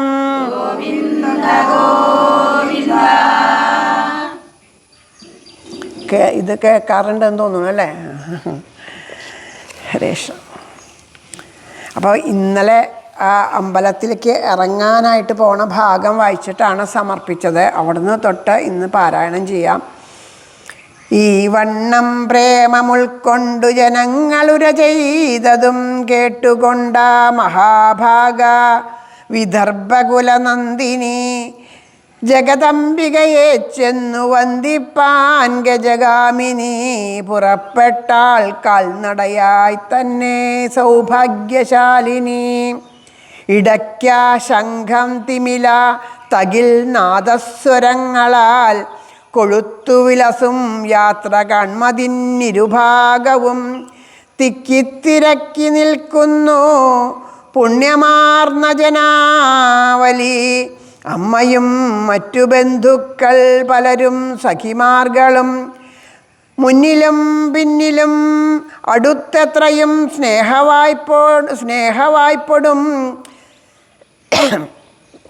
മലർനെയ് അവൽ കൽക്കണ്ടം പഴങ്ങൾ മുതലായവ പൊൻതാമ്പാളങ്ങൾ നിറയെ കൈക്കൊണ്ടു നടകൊൾകവേ രുക്മി കൽപ്പിച്ചയച്ചുള്ള ഭടന്മാർ നാലു ഭാഗവും വിടാതിരിപ്പാൻ ഒട്ടൊട്ടു വിദൂരം കാത്തു നിൽക്കവേ കൊണ്ടൽ വർണ്ണൻ്റെ മൃദുലാസ്മിതസുന്ദരമാം മുഖം ഉൾപ്പൂവിലെത്രയും മിന്നിത്തിളങ്ങും ഭാഗ്യമാർന്നവൾ നാലമ്പലത്തിനടയിൽ നിന്നു കൈകൂപ്പിമെല്ലവേ കൈകാൽ മുഖം കഴുകിയും ഉള്ളിൽ നാഥൻ വിളങ്ങിയും രണ്ടു മട്ടിലുമൊട്ടേറെ ശുദ്ധയാം രാജനന്ദിനി കൂവളം തെച്ചി തുളസി ചെമ്പകം തൊട്ട പൂക്കളും നാളികേരം മലർപ്പഴം മുമ്പം നേദ്യത്തിനുള്ളതും മണിത്തൃപ്പടിമേൽ വച്ചു തൊഴുമാമലർവേണിയാൾ ത്രിജഗൽ ഗുരുവിനെന്നും പത്നിയായി മിന്നിടേണ്ടവൾ ചെറ്റു നീങ്ങി ഉടൻ ദേവീ സന്നിധത്തിൽ ഈ വിധം പ്രാർത്ഥിച്ചും പ്രണമിച്ചും കൊണ്ടോതിനാൾ മെല്ലെ മെല്ലവേ. അപ്പോൾ എല്ലാവരും ജനങ്ങൾ മുഴുവനും രുക്മിണി അങ്ങോട്ട് അണിഞ്ഞൊരുങ്ങിയിട്ട് രുക്മിണി അങ്ങോട്ട് കണ്ട സമയത്ത് അവരെല്ലാവരും പറഞ്ഞു, ഇത് കൃഷ്ണൻ രുക്മിണിക്ക് അനുയോജ്യം കൃഷ്ണനാണ്. കൃഷ്ണനെ കണ്ടു, ധാരാളം പേര് കൃഷ്ണൻ വന്നിട്ടുണ്ട് എന്ന് പറഞ്ഞിട്ട് അവിടെ പോയിട്ട് കൃഷ്ണൻ താമസിക്കുന്ന കൊട്ടാരത്തിൽ പോയിട്ട് കൃഷ്ണനെ കണ്ടു. കൃഷ്ണനെ കണ്ടവരെല്ലാവരും പറയുന്നത് എന്തൊരു സൗന്ദര്യമാണ് ഈ കൃഷ്ണന്, രുക്മിണിക്ക് ചേരുന്നതാണ് കൃഷ്ണനെയാണ് രുക്മിണി കല്യാണം കഴിക്കേണ്ടത്. രുക്മിണിയെ കണ്ടപ്പോൾ പറഞ്ഞു ഇത് ശരിക്കും കൃഷ്ണന് വേണ്ടതാണ്. അപ്പോൾ ഈ കൃഷ്ണൻ രുക്മിണി എന്നുള്ളത് മാത്രം ഇങ്ങനെ നിറഞ്ഞു. ഇതിങ്ങനെ കേട്ടപ്പോൾ രുക്മിണിയുടെ ആ സഹോദരന് വല്ലാത്ത കോപമുണ്ടായി. അപ്പോൾ ഇവർ കൃഷ്ണൻ രുക്മിണി എന്ന് പറയണ സമയത്ത് പറഞ്ഞു, കൃഷ്ണൻ രുക്മിണി എന്ന് പറഞ്ഞു പോകരുത്. കൃഷ്ണൻ രുക്മിണി എന്ന് ആര് പറഞ്ഞാലും കൃഷ്ണൻ രുക്മിണി എന്ന് പറഞ്ഞാൽ അവർക്ക് അതിന് കനത്ത ശിക്ഷ നേരിടേണ്ടി വരും. ഇനി ഒരൊറ്റ ആൾ പോലും കൃഷ്ണൻ രുക്മിണി എന്ന് പറയരുത് എന്ന് പറഞ്ഞ് ആജ്ഞാപിക്കണ കേട്ടപ്പോൾ ആർക്കും ഭയം തോന്നിയില്ല അത്രേ ജനങ്ങൾക്ക്. അവരൊക്കെ ഉറക്കെ ചിരിച്ചുകൊണ്ട് പറഞ്ഞു, ഇപ്പോൾ ഞങ്ങളോട് പറയരുത് എന്ന് അങ്ങ് പറഞ്ഞു. ഇപ്പം അങ്ങ് തന്നെ എത്ര തവണയാണ് കൃഷ്ണൻ രുക്മിണി കൃഷ്ണൻ രുക്മിണി രുക്മിണി കൃഷ്ണൻ എന്ന് പറഞ്ഞത് എന്നെല്ലാം പറഞ്ഞ് പരിഹസിച്ച് ചിരിച്ചുകൊണ്ട് വീണ്ടും വീണ്ടും ആ രുക്മിണി കൃഷ്ണനുള്ളതാണ്, രുക്മിണി കൃഷ്ണനുള്ളതാണ്, കൃഷ്ണൻ നീണാൾ വാഴട്ടെ, രുക്മിണി നീണാൾ വാഴട്ടെ എന്നൊക്കെ ജയഘോഷമൊക്കെ മുഴക്കിക്കൊണ്ടിരിക്കുന്നു. അപ്പോൾ ഇതൊക്കെ കേട്ടുകൊണ്ടാണ് രുക്മിണി ആ ക്ഷേത്രത്തിലേക്ക് പോണത്. ആ പോണ സമയത്ത് ഒരുപാട് സന്തോഷം, ജനങ്ങൾ മുഴുവൻ ആ പിന്തുണയുണ്ട് എന്നറിഞ്ഞപ്പോൾ വളരെയധികം സന്തോഷത്തോടു കൂടിയിട്ട് ഇരിക്കുകയാണ്. അങ്ങനെ ആ ദേവിയെ തൊഴാൻ വേണ്ടിയിട്ടാണ് പുറത്തേക്ക് പോണത്. അങ്ങനെ ആ പോണ സമയത്ത് ഇടയ്ക്ക, ശംഖ, തിമില അങ്ങനെയുള്ള നാദസ്വരങ്ങളൊക്കെ ഉണ്ട്. ഇതൊക്കെ പിടിച്ച് ഇരുഭാഗവും ആൾക്കാർ മുഴുവൻ ആ രുക്മിണിയുടെ എഴുന്നള്ളത്ത് കാണാനായിട്ട് കാത്തു നിൽക്കുകയാണ്. അപ്പോൾ ആ കാത്തു നിൽക്കണവരുടെ ഉള്ളിലൊക്കെ ആ വരുംതോറും കൃഷ്ണന് അനുയോജ്യ രുക്മിണി തന്നെയാണ്. എല്ലാവരുടെ ഉള്ളിലും ഒരേ പ്രാർത്ഥന, ഈ രുക്മിണിയെ കൃഷ്ണൻ തന്നെ വിവാഹം കഴിക്കണേ, കൃഷ്ണൻ തന്നെ വിവാഹം കഴിക്കണേ, ശിശുപാലന് കൊടുക്കല്ലേ എന്നുള്ള പ്രാർത്ഥനയൊക്കെ അവിടെ നിൽക്കുന്നവർക്കും കാണണവർക്കും മുഴുവൻ. പിന്നെ ഇതിൻ്റെ ഒക്കെ ധാരാളം താലങ്ങളൊക്കെ കൊണ്ടിട്ടാണ് നടക്കുന്നത്. പൂക്കൾ പിടിച്ചിട്ട് കുറേ തോഴിമാർ, പിന്നെ കൽക്കണ്ടം, അവില്, നേന്ത്രപ്പഴം അങ്ങനെയുള്ള സാധനങ്ങളൊക്കെ പിടിച്ചിട്ട്, നേദ്യത്തിനുള്ള സാധനങ്ങൾ പിടിച്ചിട്ട് കുറേ പേര്, അങ്ങനെ അമ്മ ബന്ധുക്കൾ ഒരു നിലയ്ക്ക്, അതുകൂടാണ്ട് കൂട്ടുകാരികൾ പിന്നാലെ ഉണ്ട്. ഇങ്ങനെ സംഘമായിട്ട് പോണതിൻ്റെ ചുറ്റും ആ സംഘത്തിലേക്ക് യാതൊരു വിധത്തിലും കൃഷ്ണൻ കടന്നു വരാണ്ടിരിക്കാൻ വേണ്ടിയിട്ട് ഈ രുക്മിണിയുടെ കാവൽ ഭടന്മാർ മുഴുവനും ചുറ്റുമുണ്ട്. പക്ഷേ എവിടെ വരെയുണ്ട് ഈ കാവൽ ഭടന്മാർക്ക് പ്രവേശിക്കാനുള്ള സമ്മതം എന്ന് വെച്ചാൽ ക്ഷേത്രത്തിലേക്കില്ല. ക്ഷേത്രത്തിൻ്റെ പുറത്ത് അവിടെ നിൽക്കണം, അതുവരെയുള്ളൂ. ക്ഷേത്രത്തിൻ്റെ പുറത്തെത്തണ വരെ കാവൽ ഭടന്മാർക്ക് പ്രവേശനമുള്ളൂ. ക്ഷേത്രത്തിലേക്ക് ഇവർക്ക് മാത്രമേ പോകാൻ പ്രവേശനമുള്ളൂ. അങ്ങനെ ആ രുക്മിണി ആ കൃഷ്ണനെ മാത്രം മനസ്സിൽ കണ്ടുകൊണ്ട് ആ കൃഷ്ണൻ ഇന്ന് എന്നെ സ്വീകരിക്കും എന്ന് ഉറപ്പിച്ചുകൊണ്ട് ആ ക്ഷേത്രത്തിലേക്ക് വന്ന് ആ നേദ്യത്തിനുള്ള സാധനങ്ങളും ഒക്കെ ഓരോരുത്തരുടെയും കയ്യിൽ നിന്ന് വാങ്ങിയിട്ട് ആ ഭഗവാന്റെ തൃപ്പടിയിൽ വെച്ച് പൂക്കളും എല്ലാ സാധനങ്ങളും വെച്ച് തൊഴുതുകൊണ്ട് അവിടെ ആ അമ്മയുടെ സന്നിധിയിൽ സാക്ഷാൽ മഹാദേവൻ്റെ മുമ്പിൽ ചെന്ന് തൊഴുതു. പിന്നെ എങ്ങടാ പോയി അമ്മയുടെ സന്നിധിയിൽ, അവിടെ ആ പാർവതി അമ്മ ഇരിക്കുന്നുണ്ട്. അമ്മയുടെ സന്നിധിയിൽ നിന്ന് പ്രാർത്ഥിക്കുകയാണ്. ഹോമൽ കിടങ്ങളോടൊപ്പം മിന്നുമമ്മേ നമിപ്പു ഞാൻ, വാർകൊണ്ടൽ വർണ്ണനിന്നെ വേൾപ്പതിന്നലിയേണമേ. ഈ ഭാഗവതത്തിലെ ഈയൊരു ശ്ലോകം ഭാഗവതത്തിലുണ്ട്. ഈയൊരു ശ്ലോകം വിവാഹം നടക്കാത്തവർക്ക് വിവാഹം നടക്കണം എന്ന് ആഗ്രഹം ഉണ്ടാകുമ്പോൾ, അങ്ങനെ നടക്കാണ്ട് വരുമ്പോൾ ആ വിവാഹം നടക്കാൻ വേണ്ടിയിട്ട് ഈ ശ്ലോകം നിത്യോപാസനയായിട്ട് ജപിക്കാനായിട്ട് പറയാം. അതായത് നിത്യം ഇത് ഭഗവാന്റെ അടുത്ത് ഇത്ര ഒരു ജപിക്കണം എന്നൊക്കെ ആചാര്യന്മാർ പറയണത് കേട്ടിട്ടുണ്ട് ഞാൻ. അതിൻ്റെ ഇപ്പം ഇത് നമ്മൾ വായിക്കുന്നത് മലയാള ഭാഗമാണ്, അതിൽ ആ സംസ്കൃതത്തിലുള്ള ഭാഗം. അപ്പോൾ നമുക്ക് ഏത് ഭാഗമായാലും സ്വീകരിക്കാം, നമുക്ക് നമ്മുടെ അറിവിനനുസരിച്ച്. ഓമൽ കിടങ്ങളോടൊപ്പം, അതായത് ആ രുക്മിണിയും മുരുകനും, രുക്മിണി എന്നല്ല ക്ഷമിക്കണം, ഗണപതിയും മുരുകനും പാർവതിയും പരമേശ്വരനും, അങ്ങനെ ആ ശിവകുടുംബത്തിലാണ് അമ്മയുടെ അടുത്ത് പോയിട്ട് പ്രാർത്ഥിക്കണേ.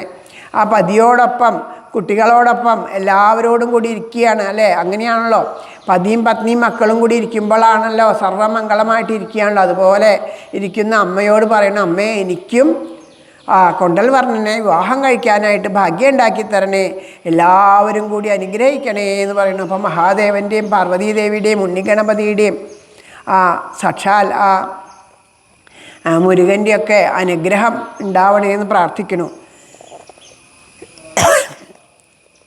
വിപ്രന്നുടൻ ദക്ഷിണ ചെയ്തുടയോനുള്ളിൽ മിന്നുവോൾ തീർത്ഥവും പ്രസാദവും വാങ്ങി തൊഴുതാൾ മൃദുഭാഷിണി. മുഹൂർത്തത്താലിയും മറ്റു സുവർണാഭരണങ്ങളും ബ്രാഹ്മണ സ്ത്രീകൾ തൻ കയ്യിൽ ഇണപ്പും പട്ടുചേലയും ദാനം ചെയ്തവരേകീടും ആശീർവാദത്തോടും സതി. അമ്പലത്തിങ്കൽ നിന്നമ്പാർന്നൊളിയും രത്നമോതിരം തിളങ്ങും പൊൻവളയണിപ്പൂം കൈകൊണ്ടു സഖീകരം പിടിച്ചിറങ്ങിനാൾ മന്ദം ഭുവനൈക മനോഹരി. ഭുവനസുന്ദര എന്നാണ് ശ്രീകൃഷ്ണ ഭഗവാനെ രുക്മിണി വിളിക്കണത്, ഭുവനസുന്ദര എന്ന്. അപ്പം ഇവിടെ പറയണു ഭുവനൈക സുന്ദരി. ഭുവന സുന്ദരന് ഭുവനസുന്ദരി അല്ലേ യോജിക്കുക. അപ്പോൾ അത് പറയണു. അപ്പോൾ ആ എല്ലാ വിധത്തിലും പ്രദക്ഷിണയൊക്കെ ചെയ്ത് ദക്ഷിണയൊക്കെ ബ്രാഹ്മണർക്ക് കൊടുത്ത് അവിടെ ആ ബ്രാഹ്മണ സ്ത്രീകൾക്കൊക്കെ വേണ്ടുന്ന കാര്യങ്ങളൊക്കെ കൊടുത്ത് പട്ട് അതുപോലെ ആഭരണങ്ങളൊക്കെ കൊടുത്ത് എല്ലാവരെയും നമസ്കരിച്ചുകൊണ്ട് കൂട്ടുകാരിയുടെ കയ്യും പിടിച്ചിട്ട് ആ അമ്പലത്തിൽ നിന്ന് ഇറങ്ങി വരികയാണ്.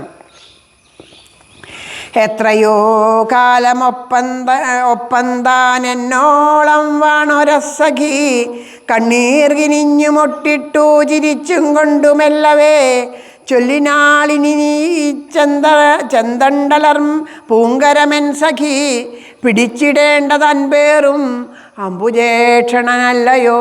അപ്പോൾ ഇറങ്ങി വരുമ്പോൾ ആ സഖി ചവിട്ടിൽ പറയാണ്, എത്രയോ കാലമായി സഖി നിൻ്റെ ഈ സുന്ദരമായ കൈകളെ പിടിച്ചുകൊണ്ട് ഞാൻ നിൻ്റെ കൂടെ നടക്കണു. ഇനി എനിക്ക് അവകാശമില്ലല്ലോ നിൻ്റെ ഈ കൈ പിടിക്കാൻ. ഇനി ഈ കൈ പിടിക്കേണ്ടത് ശ്രീകൃഷ്ണ ഭഗവാനല്ലേ എന്ന് ചവിട്ടിൽ സ്വകാര്യം പറയാണ്. ശോണാധരിയുടൻ മന്ദസ്മിതം അരുളിയിടിനാൾ തോഴിതൻ കൈത്തലം തെല്ലൊന്നക്രിണിച്ചാളാമൺമിഴി. അപ്പോൾ അങ്ങനെ ഇക്കിളിയാക്കിക്കൊണ്ട് അങ്ങനെ നമ്മൾ ചെയ്യുമല്ലോ കുട്ടികളുടെ കൂട്ടുകാരിയുടെ കയ്യിൽ നമ്മളിങ്ങനെ പറയുമല്ലോ, കൈ ഇങ്ങനെ പിടിക്കണ കയ്യിലൊന്ന് ഇക്കിളിയാക്കിക്കൊണ്ട് പറഞ്ഞു, അതെ ഇനി ഈ കൈ ഞാനല്ലാട്ടോ പിടിക്കണ്ടേ, കൃഷ്ണനാണ് ഈ വിവാഹത്തിന് ഒരുങ്ങി നിൽക്കണ ആ വധുവിനോട് കൂട്ടുകാരികളൊക്കെ വെച്ച് എന്നിട്ട് ഇങ്ങനെ കൈമൊക്കെ പിടിക്കുമ്പോൾ പറയോ, ഇനി നിൻ്റെ കൈ പിടിക്കാൻ ഞങ്ങൾക്കൊന്നും പറ്റില്ലല്ലോ, ഇനി ഇതിന് വേറെ ആളില്ലേ എന്നൊക്കെ പറഞ്ഞ് നമ്മൾ പറയണ അതേ ഭാവത്തിൽ ആ കൂട്ടുകാരി പറയണു. അപ്പോൾ എന്തേ ചൊല്ലിയതെന്നോടെന്നുര ചെയ്ക ഒന്നുകൂടിയും. അപ്പോൾ പറഞ്ഞു, നീ എന്താപ്പം പറഞ്ഞേ അതൊന്നുകൂടി പറയുമോയെന്ന്. ആ കൃഷ്ണൻ കൈപിടിക്കും എന്ന് പറയണ കേൾക്കാനുള്ള കൊതി കൊണ്ടേ നീ എന്താ പറഞ്ഞേ അതൊന്നും കൂടി എന്നോട് പറയുമോ എന്ന് ചോദിക്കുന്നു. അച്ഛനോടറിയിക്കണം അമ്മയോടും ശരിക്കു നീ ധാരകയ്ക്കാണവൻ നാളെ വരണേ നിങ്ങളെ വരും. ധാരകയ്ക്കണവൻ നാളെ വരേണം നിങ്ങളെ വരും. അപ്പോൾ പറഞ്ഞു, ഞാനിങ്ങനെ പോയ കാര്യം അച്ഛനോടും അമ്മോടൊക്കെ പറയണം, എന്നെ ഇപ്പം കൊണ്ടുപോകും കൃഷ്ണൻ, അത് ഉറപ്പാണ്, അത് കാത്തിരിക്കുകയാണ്. ഒരു കാലവും ആശ്രയിച്ചിടുന്നവരെ കൈവിടുകില്ല കേശവൻ. അത് പല മുനീന്ദ്രന്മാരിത് പറഞ്ഞു കേട്ടിട്ടുണ്ട്. അതുകൊണ്ട് എനിക്ക് ഉറപ്പാണ് എന്നെ കൊണ്ടുപോകാൻ കൃഷ്ണൻ വരും. ഞാൻ കൃഷ്ണൻ്റെ കൂടെ പോയാൽ നിങ്ങൾ അച്ഛനമ്മമാരോടൊക്കെ ചെന്ന് പറയണം, എല്ലാവരും കൂടിയിട്ട് നിങ്ങൾ ദ്വാരകയ്ക്ക് വരണം കേട്ടോ, അവിടെ വച്ചിട്ട് നാളെ ആയിരിക്കും എൻ്റെ വിവാഹം, അവിടെ വച്ചിട്ടായിരിക്കും, അപ്പോൾ നിങ്ങൾ വരണം എന്നത് ആ സഖിയോട് സ്വകാര്യം പറയണം. മട്ടലിഞ്ഞോതുവതായ രാജകുമാരിയെ തന്നെ മിഴിച്ച കണ്ണാൽ നിർലജ്ജമെന്ന നോക്കി നിന്നാരത് അന്യോന്യമറിഞ്ഞിടാതെ. അപ്പോൾ അത്ര സുന്ദരിയായിട്ടിതാ ആ രുക്മിണി ഇറങ്ങി വരികയാണ്. അപ്പോൾ ഓരോ രാജാക്കന്മാർക്ക് ആഗ്രഹം എന്താ, എനിക്ക് രുക്മിണിയെ വിവാഹം കഴിക്കണം, രുക്മിണിയെ വിവാഹം കഴിക്കണം. അപ്പോൾ അവർ പരമാവധി അണിഞ്ഞൊരുങ്ങിയിട്ടാണ് വന്ന് നിൽക്കണത്. കാരണം ശിശുപാലനെ വിവാഹം കഴിക്കണമെന്ന് ആഗ്രഹിച്ചാലും നമ്മളുടെ ആരുടെങ്കിലും സൗന്ദര്യം കണ്ടിട്ട്, എൻ്റെ സൗന്ദര്യം കണ്ട് എൻ്റെ പ്രഭാവം കണ്ടിട്ട് ചിലപ്പോൾ എൻ്റെ കഴുത്തിൽ വന്ന് മാലയിട്ടാൽ എന്നെ സ്വയംവരം ചെയ്താലോ എന്നുള്ള ആഗ്രഹത്തോടു കൂടി എല്ലാവരും ആ രുക്മിണിയെ മോഹിച്ചുകൊണ്ട് ആ വഴിയുടെ ഇരുഭാഗത്ത് നിൽക്കുകയാണ്. ബാക്കി ചുറ്റും ആരും നിൽക്കുന്നുണ്ട് എന്ന് ഇവർക്ക് തോന്നണില്ല. ഇവരുടെ ശ്രദ്ധ എന്താ, ചുറ്റുള്ളതൊന്നും അറിയണില്ല, രുക്മിണിയെ മാത്രമേ കാണുന്നുള്ളൂ. നമുക്ക് പറഞ്ഞു തരികയാണ് ഇങ്ങനെ വേണം. കാരണം ആ രുക്മിണിയോടുള്ളൊരു പ്രിയം, ആ പ്രിയം കൊണ്ടാണല്ലോ അങ്ങനെ ചെയ്യണത്. അപ്പോൾ പറഞ്ഞു തരികയാണ് ഇങ്ങനെ വേണം ഗുരുവായൂരപ്പൻ്റെ മുമ്പിൽ നിൽക്കാൻ. ചുറ്റുള്ള ആരെയും നമ്മൾ കാണാൻ പാടില്ല. ആ ഗുരുവായൂരപ്പനെ, ആ ശ്യാമസുന്ദരനെ, ആ ഭുവനൈക സുന്ദരനെ, ആ ലോകൈക സുന്ദരനെ, ആ കാരുണ്യക്കടലിനെ മാത്രമേ കാണാൻ പാടുള്ളൂ. മാത്രം കണ്ട് ആ ലയിച്ച് വേണം. നമ്മളിപ്പോൾ ഗുരുവായൂർ അമ്പലത്തിൽ നിന്നും വേണ്ട, നമ്മുടെ പൂജാമുറിയിൽ നമ്മുടെ മുമ്പിൽ നമുക്കായിട്ട് ഭഗവാൻ ഒരു ഭാവത്തിൽ വന്നിട്ടുണ്ടാവുമല്ലോ. അവിടെ നിന്ന് ഇതുപോലെ എല്ലാം മറന്ന് ഒരു നിമിഷമെങ്കിലും നിൽക്കാൻ നമുക്ക് സാധിച്ചാൽ ഈ ജന്മം തന്നെ പുണ്യമായിട്ട് തീരും. അപ്പോൾ ഇതുപോലെ ആരെ വേണം? ഈ ഒരു പലതും കണ്ട് മോഹിക്കുന്ന ആ മനസ്സിനോട് പറയണു, ഇതുപോലെ ഈശ്വരനെ ഒന്ന് മോഹിച്ചു നോക്കൂ എന്നതാ പറഞ്ഞു തരികയാണ്. അപ്പം അങ്ങനെ ആ രുക്മിണിയെ കണ്ട് മോഹിച്ച് എല്ലാവരും അവിടെ നിൽക്കണം. പേർ കേട്ട ഭൂപാലർ നടിച്ചിടുന്ന വീരത്വമെല്ലാം മതനാർത്തി മൂലം മറന്നു ചാരുതി തന്വി കാണാൻ പലതരം ഗോഷ്ഠികൾ കാട്ടി പോലും ശ്രദ്ധയുണ്ടാക്കാൻ വേണ്ടിയിട്ടേ, അതായത് താൻ രാജാവാണ്, ഇന്ന രാജ്യത്തെ രാജാവാണെന്നൊക്കെ മറന്നിട്ട് ഈ രുക്മിണിയുടെ ശ്രദ്ധയുണ്ടാക്കാൻ വേണ്ടിയിട്ട് ഓരോ രാജാക്കന്മാരും പലതരം ഗോഷ്ഠികൾ അങ്ങനെ പ്രതാപം കാണിക്കണ പോലെയും അങ്ങനെ ഓരോ ഗോഷ്ഠികൾ കാട്ടി എന്നാൽ ചുറ്റും നിൽക്കണവരിത് കാണുന്നുണ്ട്, അവർ പരിഹസിക്കുന്നുണ്ട്. ഇതൊന്നും അവരറിയണില്ല. അവരാരെയെ നോക്കണുള്ളൂ? രുക്മിണിയെ മാത്രമേ നോക്കണുള്ളൂ. അതുകൊണ്ട് അവരിതൊന്നും അറിയണില്ല.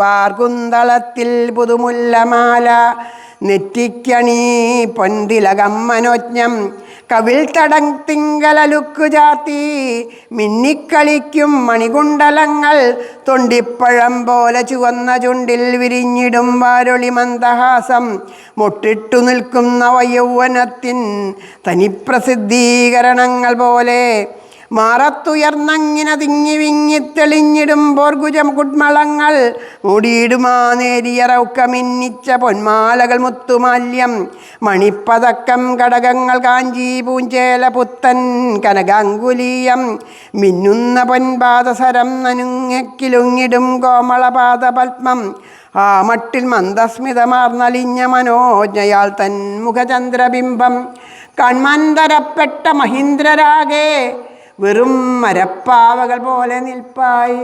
അതായത് ആ അതിമനോഹരമായിട്ടുള്ള ആ സൗന്ദര്യവും ആ അടയാഭരണങ്ങൾ ചാർത്തിയിട്ടുള്ള ആ രുക്മിണിയെ കണ്ടപ്പോൾ എല്ലാവരും മരപ്പാവ പോലെ എല്ലാം മറന്നു നിന്നു. ഉള്ളം കുഴിഞ്ഞങ്ങനെ വില്ലുമമ്പും കിഴിഞ്ഞുതൻ കൈകളിൽ നിന്നുമെല്ലേ മറിഞ്ഞു വീണങ്ങു കിടന്നു ജീവന്മാരൊക്കെയും മായയിലെന്ന പോലെ തൻകാന്തിയൊന്നമ്പുജലോചനൻ കണ്ടുള്ളം കുളിർത്തിയിടണമെന്നു മാത്രം ഓർത്തങ്ങിനെയൊട്ടു നാണം കുണുങ്ങി നിന്നാൾ നളിനായ ദാക്ഷി.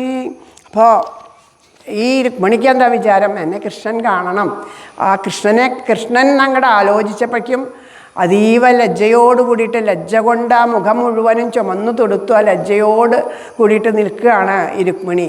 അപ്പോൾ ഓരോ രാജാക്കന്മാരും വിചാരിക്കേണ്ടത് എന്നെ കണ്ടിട്ടാണ് രുക്മിണിക്ക് ലജ്ജ വന്നതെന്നാണ് ഓരോരുത്തരും വിചാരിക്കണത്. അപ്പോൾ ചിലവർ കയ്യിൽ അമ്പും വില്ലൊക്കെ, ഞാൻ വീരയോദ്ധാവാണെന്ന് കാണിക്കാൻ അമ്പും വില്ലൊക്കെ എന്തി നിൽക്കണവരെ കയ്യിൽ നിന്നൊക്കെ അത് വീണ് പോണത് അറിയണില്ല. ചിലവർ തൻ്റെ പട്ട് വസ്ത്രം, ഇത് ഞാൻ കണ്ടോ എൻ്റെ വസ്ത്രത്തിൻ്റെ മഹത്വമാണ്, എനിക്ക് പണവും പ്രതാപം ഉണ്ടെന്ന് കാണിക്കാൻ, അതൊക്കെ കയ്യിലിങ്ങനെ പിടിച്ച് അതൊന്ന് ശരിയാക്കാൻ നോക്കുമ്പോഴേക്കാണ് രുക്മിണി ഇങ്ങനെ ആ ലജ്ജയോടുകൂടി എല്ലാവരെയും ഒന്ന് നോക്കിയത്. കാരണം തൻ്റെ കൃഷ്ണൻ എവിടെയാണെന്നാണ് രുക്മിണി നോക്കണതേ. അപ്പം അതൊക്കെ അഴിഞ്ഞു പോണതൊന്നും അറിയാണ്ട് മരപ്പാവകൾ പോലെ എല്ലാവരുടെ മുമ്പിലും അവർ നിൽക്കണു. രുക്മിണി കൃഷ്ണനെ അന്വേഷിക്കുകയാണ്. കാർവർണ്ണനെ കാൺമതിനുള്ളിൽ വെമ്പി നീളും കടക്കൺമുനയാൽ നതാങ്കി വാർക്കുന്തലൊന്നിത്തിരി മാടി നോക്കി കണ്ടാൽ തെളിഞ്ഞച്യുതനെ പ്രകാമം. അങ്ങനെ നോക്കിയപ്പോൾ മുടി ഇങ്ങനെ അതായത് കീഴ്പ്പെട്ട് നോക്കിയിട്ടാണല്ലോ നടക്കുക. സ്ത്രീകളിങ്ങനെ എല്ലാവരെയും നോക്കി നടക്കരുതെന്നാണ്. അപ്പോൾ താഴേക്ക് ഇങ്ങനെ നോക്കിയിട്ടാണ് നടക്കുക. അപ്പോൾ ആ താഴേക്ക് ഇങ്ങനെ നോക്കി നടക്കുന്ന സമയത്ത് കൃഷ്ണൻ എവിടെയുണ്ടെന്ന് കാണുകയും വേണം. അപ്പം ഇങ്ങനെ മുടി വീണതിനെ ശരിയാക്കാൻ വേണ്ടി ഇങ്ങനെ കാണിക്കണ പോലെ കാണിച്ച് ഒന്ന് നല്ലോണം നോക്കി.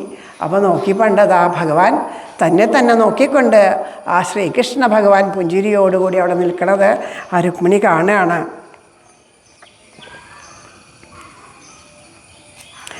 മാർത്തട്ടിൽ മിന്നുന്ന മണിപ്പതക്കത്തിലും തെളിഞ്ഞ നളിനായ ദാക്ഷൻ നിൽക്കുന്നതായി കണ്ടുടനുള്ളലിഞ്ഞു. തേർത്തട്ടിലേക്കിത്തിരി നോക്കി നിൽക്കേ അടുത്തണഞ്ഞമ്പുജ നേത്രനോ മൽക്കരം പിടിച്ചമ്പൊടു മെല്ലെ മെല്ലെ കരേറ്റിനാൽ തൻ്റെ സുവർണ ചിഹ്നമേന്തും മണിത്തേരിൽ മനോഹരങ്കൻ.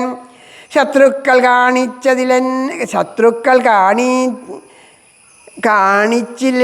കാണിച്ചില തന്നെ മെല്ലെ കൈക്കൊണ്ടു തൻ കാന്തയ വീര്യശാലി.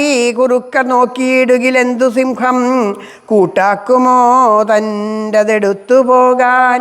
അപ്പോൾ ദാ എവിടെയാണ് ആ ഭഗവാനെ ഇങ്ങനെ കണ്ടു. ഭഗവാൻ ആ സന്തോഷത്തോടു കൂടിയിട്ട് രുക്മിണിയെ തന്നെ നോക്കി നിൽക്കുകയാണ്. അപ്പോൾ പതുക്കെ ഇങ്ങനെ നടന്ന് തേരിൻ്റെ അടുത്ത് കൂടെ നടക്കണ പോലെ നടന്നു. ആ തേരിൻ്റെ അടുത്തെത്തി ഒന്ന് നിന്നതും ഭഗവാൻ ആ തേരിൽ നിന്ന് ഇറങ്ങി കൈ പിടിച്ചിട്ട് ആ തേരിൽ കയറ്റി. അപ്പോൾ അനേകം കുറുക്കന്മാരുണ്ടെങ്കിലും സിംഹത്തിന് തൻ്റെ ഇരയെ പിടിച്ചുകൊണ്ട് പോകാൻ യാതൊരു പേടിയില്ലാത്ത പോലെ എത്ര ആൾക്കാർ നോക്കി നിൽക്കുന്നുണ്ടെങ്കിലും യാതൊരു ഭയവും ഇല്ലാണ്ട് ശ്രീകൃഷ്ണ ഭഗവാൻ രുക്മിണിയെ സ്വീകരിച്ചു എന്ന് പറയണം.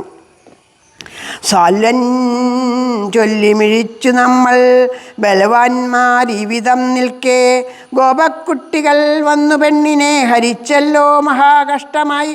സിംഹങ്ങൾ കരികത്തണഞ്ഞു കളമാൻകൂട്ടൻ ശരിക്കൽപ്പവും ചങ്കിക്കാതെ കളിച്ചു തീറ്റിയുമെടുത്തോടുന്നതേ മാതിരി.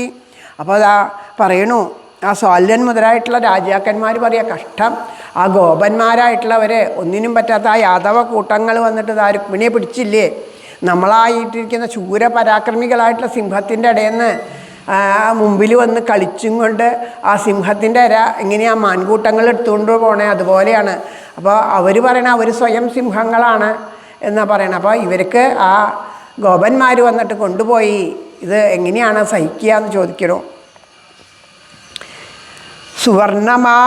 സുവർണചിഹ്നമാം തേരിൻ മുമ്പാകെ യദുപുങ്കവൻ മുസലം കയ്യിലെന്തിടും ബലരാമൻ മഹാഭുജൻ ഇരുന്നരുളിനാൻ മേഘഗംഭീര നിസ്വനൻ അനുജൻ്റെ വിവാഹത്തിനേവരെയും ക്ഷണിപ്പു ഞാൻ.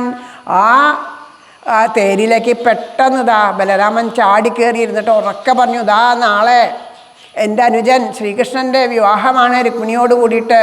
ഇവിടെ കൂടി എല്ലാവരും കൃഷ്ണൻ്റെ വിവാഹത്തിന് വരണം എന്ന് ഉറക്കെ അങ്ങോട്ട് പ്രഖ്യാപിച്ചു. ദ്വാരകയ്ക്കിന്നു താൻ വന്നിട്ടെത്രയും സ്നേഹപൂർവകം വേണ്ടും പോലെ നടത്തിച്ചു വിവാഹം ഭംഗിയാം വിധം. വധൂവരന്മാരെ അനുഗ്രഹിച്ചേ തന്നെ പോകുവാൻ അതല്ല നിങ്ങൾക്കുത്സാഹം പോരിനാണെന്നു തോന്നുകിൽ അതിനും ഈ രാമനിതാ തയ്യാറായി തന്നെ നിൽക്കയാം. പറഞ്ഞു യാതൊരു ബുദ്ധിമുട്ടും ഇല്ലാണ്ട് നിങ്ങൾ വരിക, എല്ലാവരും കൂടി വന്നിട്ട് വിവാഹം നന്നായി നടത്തി തരിക. ഇനിയിപ്പോൾ അതിന് നിങ്ങൾക്ക് ഇഷ്ടമില്ല, യുദ്ധം ചെയ്യാനാണ് ഇഷ്ടം വെച്ചാൽ അതിനും ഞാൻ തയ്യാറാണ് കേട്ടോ. എന്താണോ നിങ്ങളുടെ ഇഷ്ടം അത് നടത്തി തരാൻ ഞാനിതാ സന്തോഷമായിട്ട് നിൽക്കുക. കാരണം എൻ്റെ അനിയൻ്റെ വിവാഹം നടക്കാനാണ് പോണത്. അപ്പോൾ ഓരോരുത്തർക്കും ഇഷ്ടമുള്ളത് നൽകണ്ടേ. അപ്പോൾ നിങ്ങൾക്ക് യുദ്ധത്തിനാണ് ഇഷ്ടം വെച്ചാൽ ശരി, ഞാൻ യുദ്ധം തരാം. അല്ല നിങ്ങൾക്ക് യുദ്ധമല്ല വേണ്ടത് എന്ന് കരുതുകയാണെങ്കിൽ നിങ്ങളിതാ വന്നോളൂ, വിവാഹമൊക്കെ കൂടി നല്ലോണം പോലെ സന്തോഷമായിട്ട് പോരാം എന്ന് രാമൻ എല്ലാവരെയും ക്ഷണിക്കണം.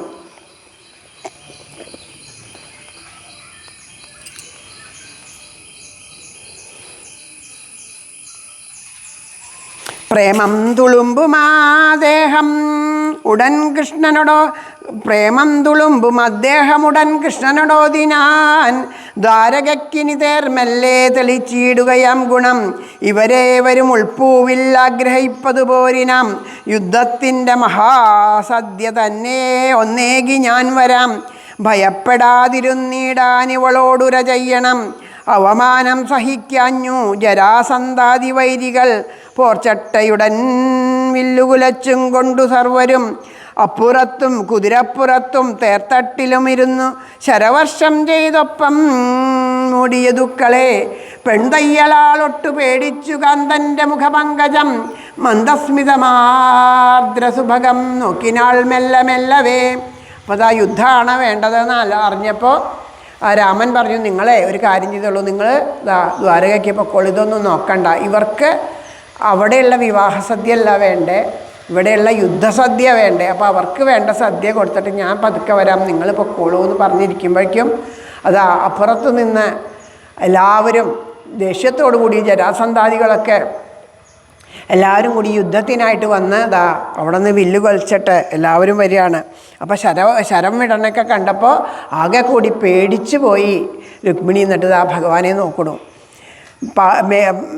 പേടമാൻമിഴിയോടമ്പാർന്നോതിനന്നളിനക്ഷണൻ പേടിക്കു പോകാകിതുകൊണ്ടൊന്നും ഭൂപാലനന്ദിനി ശരവർഷം തുടങ്ങുന്നുണ്ടാ അതാ നമ്മൾക്കെഴുമ്പലം യദുസൈന്യമുടൻ തന്നെ നശിപ്പിക്കുമിതൊക്കെയും ജ്യേഷ്ഠൻ മുസലമോങ്ങിക്കൊണ്ടോതിനാ ഓതി ഘോരനടുക്കുകിൽ പേടിച്ചോടും ജരാസന്തൻ കലിംഗൻ തൊട്ട സർവരും കാണാം ഞൊടിക്കകം ജ്യേഷ്ഠൻ ചിരിച്ചിങ്ങു വരുന്നതായി അരുളി ചെയ്ത മട്ടിൽ അസിതാംബരനെത്രയും ശോഭിച്ചാൻ അരിസൈന്യത്തിൽ കടന്നാകെ തകർപ്പവൻ താമരപ്പൊയ്കയിലിറങ്ങിയ കാട്ടാന പോലവേ. അപ്പോൾ അവിടെ രുക്മിണിയെ സമാധാനിപ്പിച്ചു, പേടിക്കണ്ട, ജ്യേഷ്ഠൻ ബലരാമൻ ഇവരെയൊക്കെ തോൽപ്പിക്കും, ഞങ്ങൾക്ക് അത് കണ്ടോളൂ, ഇപ്പോൾ ജ്യേഷ്ഠൻ ചിരിച്ചും കൊണ്ട് വരും, പേടിക്കണ്ട എന്ന് പറഞ്ഞത് അവിടെ ആ യുദ്ധം തുടങ്ങുകയാണ്. കുറയും ബലരാമൻ്റെ മുസലം കൊണ്ടൊരൽപ്പവും പൊട്ടാതെയോ ചാകാതെയോ ശത്രുബലങ്ങളിൽ കലിംഗാഖ്യൻ്റെ കാൽമുട്ടിൽ ചിരട്ടകൾ അടർന്നുപോയി. സ്വലൻ്റെ മുതുകത്താണു സഹിച്ചിടാത്ത വേദന. ജരാസന്തനുപായത്തിൽ അടികൊള്ളാതെ ഓടിനാൻ യദുസൈന്യങ്ങൾ അപ്പോഴേക്ക് ഓടിച്ചു രിപുസൈനിയെ. മഗധാധിപനും മറ്റും മടങ്ങിയിടാനൊരുങ്ങവേ തടഞ്ഞു യുവരാജാവു രുക്മി വന്നോതിയിങ്ങനെ. നിങ്ങളേവരും ഞാനാം ക്ഷണിച്ചതിവിടം വരാൻ അധികാരമെനിക്കില്ലേ വേണ്ടും വിധമയക്കുവാൻ. ഇരിപ്പിൻകുമ ഗോപബാലൻ്റെ വമ്പാകെ പോക്കി വന്നുടൻ ചൈതന്യു തന്നെ നൽകും ഞാൻ അനുജത്തിയ നിശ്ചയം. രുക്മിയാണുര ചെയ്യുന്നതോർക്കണം നിങ്ങളേവരും, ഇല്ലെങ്കിൽ കുണ്ടിനത്തിങ്കൽ ചവിട്ടിലിടുകയില്ല ഞാൻ. ചിലരുൾ പൂവിൽ മോദിച്ചു രുക്മി തന്മൊഴി കേൾക്കവേ. തോൽക്കേണ്ട യോഗം ഇയാൾക്കുമുണ്ടെന്നതോർത്തു പലേവരും ഏകധ്യാനത്തിൽ മുഴുകും തമഘോഷജനാവിധം. യുദ്ധവും മറ്റുമോർത്തിയില മഹാഭക്തൻ്റെ മാതിരി വരൻ്റെ വേഷത്തിൽ അണിഞ്ഞനങ്ങാതൊറ്റക്കിരുന്നിടുമയാളെല്ലാം ചൊല്ലിയിടുവാനോർത്തു വിളിച്ചു വാതിൽ ഉടൻ തുറപ്പിച്ചു നൃപാലരെല്ലാം. ഇതൊക്കെ നടക്കണ്ടെങ്കിലും ശിശുപാലൻ ഇതൊന്നും അറിയണില്ല. ശിശുപാലൻ ഇപ്പോൾ വിളിക്കും, ഇപ്പോൾ വരും, നാളെ കല്യാണമല്ലേ, ആ കല്യാണത്തിന് രുക്മിണി വരണതും വിവാഹം കഴിക്കണതും അതൊക്കെ ആലോചിച്ച് ആ മനോരാജ്യത്തിൽ വാതിൽ അടച്ചവിടെ ഇരിക്കുകയാണ്. അപ്പോൾ തോറ്റ് ഓടിപ്പോയ കുറേ പേരൊക്കെ അവിടെ ചെന്ന് വിളിച്ചു ശിശുപാലനോട് വിവരം പറയാൻ വേണ്ടിയിട്ട്. അപ്പോൾ എല്ലാവരും തോറ്റ് ഓടിക്കഴിഞ്ഞപ്പോൾ രുക്മി ചെന്നിട്ട് പറഞ്ഞു, നിങ്ങളൊക്കെ ഞാൻ ക്ഷണിച്ചിട്ട് എൻ്റെ സഹോദരിയുടെ വിവാഹത്തിന് വന്നതല്ലേ, അപ്പം എനിക്ക് നിങ്ങളെ വേണ്ടതുപോലെ സ്വീകരിച്ച് അയക്കണമെന്ന് എനിക്കുണ്ട്. അപ്പോൾ ഞാൻ വേണ്ടതുപോലെ നിങ്ങൾക്കുള്ളത് തരാം. അതായത് ഇവിടെ കൊടുത്ത ആ യുദ്ധസാധ്യ പോലെ അങ്ങോട്ടും ഞാൻ ചെയ്യണമല്ലോ. ക്ഷണിച്ചവർക്ക് വേണ്ടത് കൊടുത്ത് സന്തോഷിപ്പിച്ചിട്ടാണല്ലോ. അങ്ങനെയുണ്ട് പണ്ട് കാലത്തൊക്കെ. കല്യാണത്തിന് പോയി കഴിഞ്ഞാൽ, ഇന്ന് കല്യാണത്തിന് പോയി കഴിഞ്ഞാൽ നമ്മൾ അങ്ങോട്ട് സമ്മാനം കൊടുക്കും. പണ്ട് അങ്ങനെയല്ല. കല്യാണത്തിന് ക്ഷണിച്ച് പോന്നു കഴിഞ്ഞാൽ പോണവർക്ക് ആ വീട്ടുകാർ എന്തെങ്കിലുമൊക്കെ, ചില സ്ഥലത്ത് ഇപ്പോഴും കാണാം അങ്ങനെ കൊടുക്കും. എന്തെങ്കിലും ഒരു സമ്മാനം കൊടുത്തിട്ടേ പറഞ്ഞേക്കുള്ളൂ. അപ്പം അതുകൊണ്ട് നിങ്ങൾക്കുള്ളത് ഞാൻ തരാമെന്ന് പറഞ്ഞത് ആ രുക്മി നേരിടാൻ ഒരുങ്ങണു. ആ സമയത്ത് ഇവിടെ ശിശുപാലനെ വിളിച്ച് വരുത്താനായിട്ട് ബാക്കിയുള്ളവരൊക്കെ ശിശുപാലൻ്റെ അടുത്തേക്ക് പോയിട്ട് നിൽക്കണു. ഈ ഒരു രംഗത്തിലാവട്ടെ ഇന്ന് നമ്മുടെ സമർപ്പണം. സമയം ആയിട്ടുണ്ട്. 12 മണി വരെ എന്നാണ് ഇവിടെ ഒരു സമയം. കുറച്ചും കൂടി വായിക്കാമായിരുന്നു, പക്ഷേ ആ ഒരു സമയം നമ്മൾ നോക്കണം ഇവിടെ. കാരണം ഇതൊക്കെ കഴിഞ്ഞിട്ട് ഇവിടെയൊക്കെ വൃത്തിയാക്കി, ഇവിടെ ഈ അമ്പലത്തിലുള്ള ആകെ 2 ആളേ ഉള്ളൂ. അതിൻ്റെ കാര്യത്തിനൊക്കെ നോക്കാൻ അവർക്ക് വീട്ടിൽ പോകണ്ടേ. അപ്പം അതുകൊണ്ട് ഈ ഭാഗം ഇവിടെ വച്ചിട്ട് സമർപ്പിക്കുകയാണ്. അടുത്ത ഭാഗങ്ങൾ അടുത്ത ദിവസം പാരായണം ചെയ്യാനായിട്ട് നമുക്ക് സാധിക്കട്ടെ. അപ്പോൾ ഇതെന്നും നമ്മുടെ പ്രേമപുഷ്പാഞ്ജലിയിലുണ്ട്. കേൾക്കാൻ പറ്റുന്നവരൊക്കെ യൂട്യൂബിലെന്നും മിക്കത് ലൈവായിട്ട് വരുമ്പോൾ ഇത് വായിക്കാറുണ്ട്. ഈ ശ്രീകൃഷ്ണ കഥാമൃതം കേൾക്കാൻ സാധിക്കണവരൊക്കെ കേൾക്കുക. അല്ലെങ്കിൽ ലൈവുള്ള സമയത്ത് അവിടെ വന്നിരുന്നാൽ, വീട്ടിലിരുന്നിട്ടായാലും ഫോണില്ലാത്തവർക്ക് അവിടെ വന്നിരുന്നാലും കേൾക്കാം. അപ്പോൾ നിങ്ങളൊക്കെ വരികയാണെന്നുണ്ടെങ്കിൽ അങ്ങനെ ദിവസം പറഞ്ഞാൽ എന്നും പറ്റിയില്ലെങ്കിലും പറ്റുന്ന സമയത്ത് വന്നാൽ എന്നാൽ ആ ദിവസങ്ങളിലൊക്കെ ഇത് പാരായണം ചെയ്യാമെന്ന് തീരുമാനിക്കാം. അതും കുഴപ്പമില്ല. നിങ്ങളുടെ ഇച്ഛ പോലെ എന്നോട് പറഞ്ഞാൽ ഞാനത് കേൾക്കും. ഇനി വരുന്നുണ്ടോ എന്ന് ആരുടെ അടുത്ത് വന്ന് ചോദിക്കില്ല. കാരണം അങ്ങനെ കുറേ ചോദിച്ചു. ഭാഗവതം മൂലം നമുക്ക് എല്ലാവർക്കും കൂടി ഒന്ന് വായിച്ച് പഠിക്കാം, വരുന്നുണ്ടോ എന്ന് ചോദിച്ചു. അപ്പോൾ ആരും ഇന്നേ വരെ പുസ്തകമൊക്കെ വീട്ടിലിരിക്കുന്നുണ്ട്. ഒരു പുസ്തകം വാങ്ങിക്കഴിഞ്ഞാൽ അത് ഒരു ജീവി നമ്മുടെ വീട്ടിലേക്ക് കൊണ്ടുവന്നു, ഒരു പക്ഷിയോ തത്തയോ എന്താവട്ടെ, അതിന് ഭക്ഷണം കൊടുക്കാതിരുന്നാൽ എങ്ങനെയാണ്? ഒരാളെ ക്ഷണിച്ച് കൊണ്ടുവന്നു, അതിന് ഭക്ഷണം കൊടുക്കാതിരുന്നാൽ എങ്ങനെയാണ്? അതുപോലെയാണ് ഇതുപോലെയുള്ള ഗ്രന്ഥങ്ങളൊക്കെ കൊണ്ടുവന്ന് തുറക്കാണ്ട് വീടിൻ്റെ ഉള്ളിൽ വച്ചാൽ അത് ഗുരുവായൂരപ്പനെ ക്ഷണിച്ച് വീട്ടിലേക്ക് കൊണ്ടുവന്നിട്ട് അദ്ദേഹത്തിന് നൈവേദ്യം കൊടുക്കാത്ത പോലെയോ. അത് വായിക്കുകയാണ് വേണ്ടത്. ഇത്രയും പറയാനുള്ളൂ, വേറെ ഒന്നും പറയാനില്ല. തൽക്കാലം ഇതിവിടെ സമർപ്പിക്കാം. എല്ലാവർക്കും എല്ലാ നന്മകളും ഉണ്ടാവട്ടെ എന്ന് പ്രാർത്ഥിക്കുന്നു. അതുപോലെ എന്നും പറയാറുള്ളത് പോലെ പരസ്പര സ്നേഹത്തോടു കൂടിയിട്ട് നിഷ്കപടമായിട്ട്, നിഷ്കളങ്കമായിട്ട്, നിസ്വാർത്ഥമായിട്ട് പരസ്പരം പെരുമാറാനും സ്നേഹിക്കാനും ഒക്കെ സാധിക്കട്ടെ.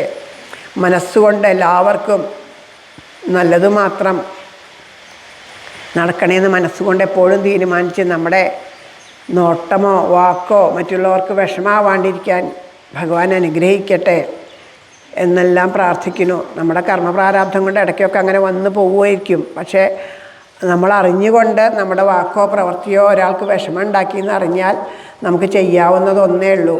സംസ്ഥാപരാധം പറഞ്ഞ് അവരോട് ക്ഷമ ചോദിക്കുക.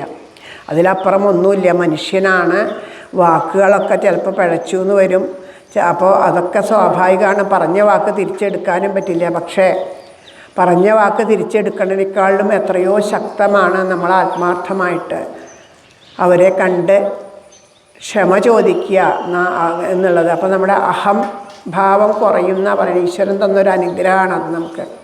അപ്പോൾ നമ്മൾ തെറ്റ് ചെയ്തു എന്ന് നമുക്ക് ഉറച്ച ബോധ്യം ഉണ്ടെങ്കിലും ഒരു പക്ഷേ ചിലപ്പോൾ നമ്മൾ തെറ്റ് ചെയ്തിട്ടില്ല, നമ്മുടെ ഭാഗത്താവില്ല തെറ്റ്, എങ്കിലും നമുക്ക് സാരമില്ല, ഞാൻ അറിയാണ്ട് ചിലപ്പോൾ അങ്ങനെ ചെയ്തിട്ടുണ്ടാവും, അത് ഞാൻ ചെയ്തിട്ടില്ല എന്ന് വാദിക്കേണ്ട കാര്യമൊന്നുമില്ല, അറിയാണ്ട് ചെയ്തിട്ടുണ്ടാവും, ക്ഷമിക്കൂ എന്ന് പറയാനുള്ളൊരു മനസ്ഥിതി ഉണ്ടായിക്കഴിഞ്ഞാൽ തന്നെ കുറേ മനോമാലിന്യങ്ങൾ നമ്മുടെ ഉള്ളിൽ നിന്ന് പോവും, നമ്മളറിയാണ്ട് തന്നെ വിട്ടുപോകും. സാധിക്കട്ടെ എന്ന് പ്രാർത്ഥിക്കുന്നു.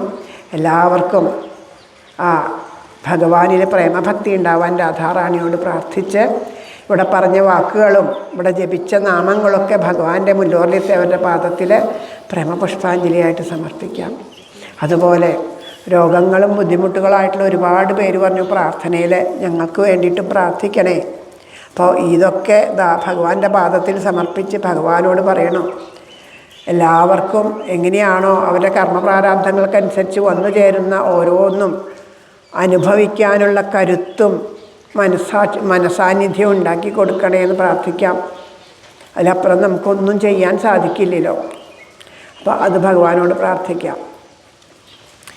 കൈതൊഴാം പരമേശാനി രാസമണ്ഡലവാസിനി രാസേശ്വരി നമിക്കുന്നേൻ കൃഷ്ണപ്രാണാധിക പ്രിയേ പ്രസാദിക്കുക മൂലോകമാതാവേ കരുണാർണവേ ബ്രഹ്മവിഷ്ണു ശിവാദ്യന്മാർ തൊഴും കാൽത്താരഴും ശുഭേ തൊഴാം സരസ്വതീ രൂപേ തൊഴാം സാവിത്രി ശങ്കരി ഗംഗപത്മാവതി രൂപേ ഷഷ്ടിമംഗളചണ്ഡികേ കൈതൊഴാം തുളസീരൂപേ തൊഴാം ലക്ഷ്മിസ്വരൂപിണി തൊഴാം ദുർഗേ ഭഗവതി കൈതൊഴാം സർവരൂപിണി നമിക്കുന്നേൻ കൃപാമൂർത്തേ മൂലപ്രകൃതി രൂപിണി ഭവക്കടലിൽ നിന്നെന്നെ സദയം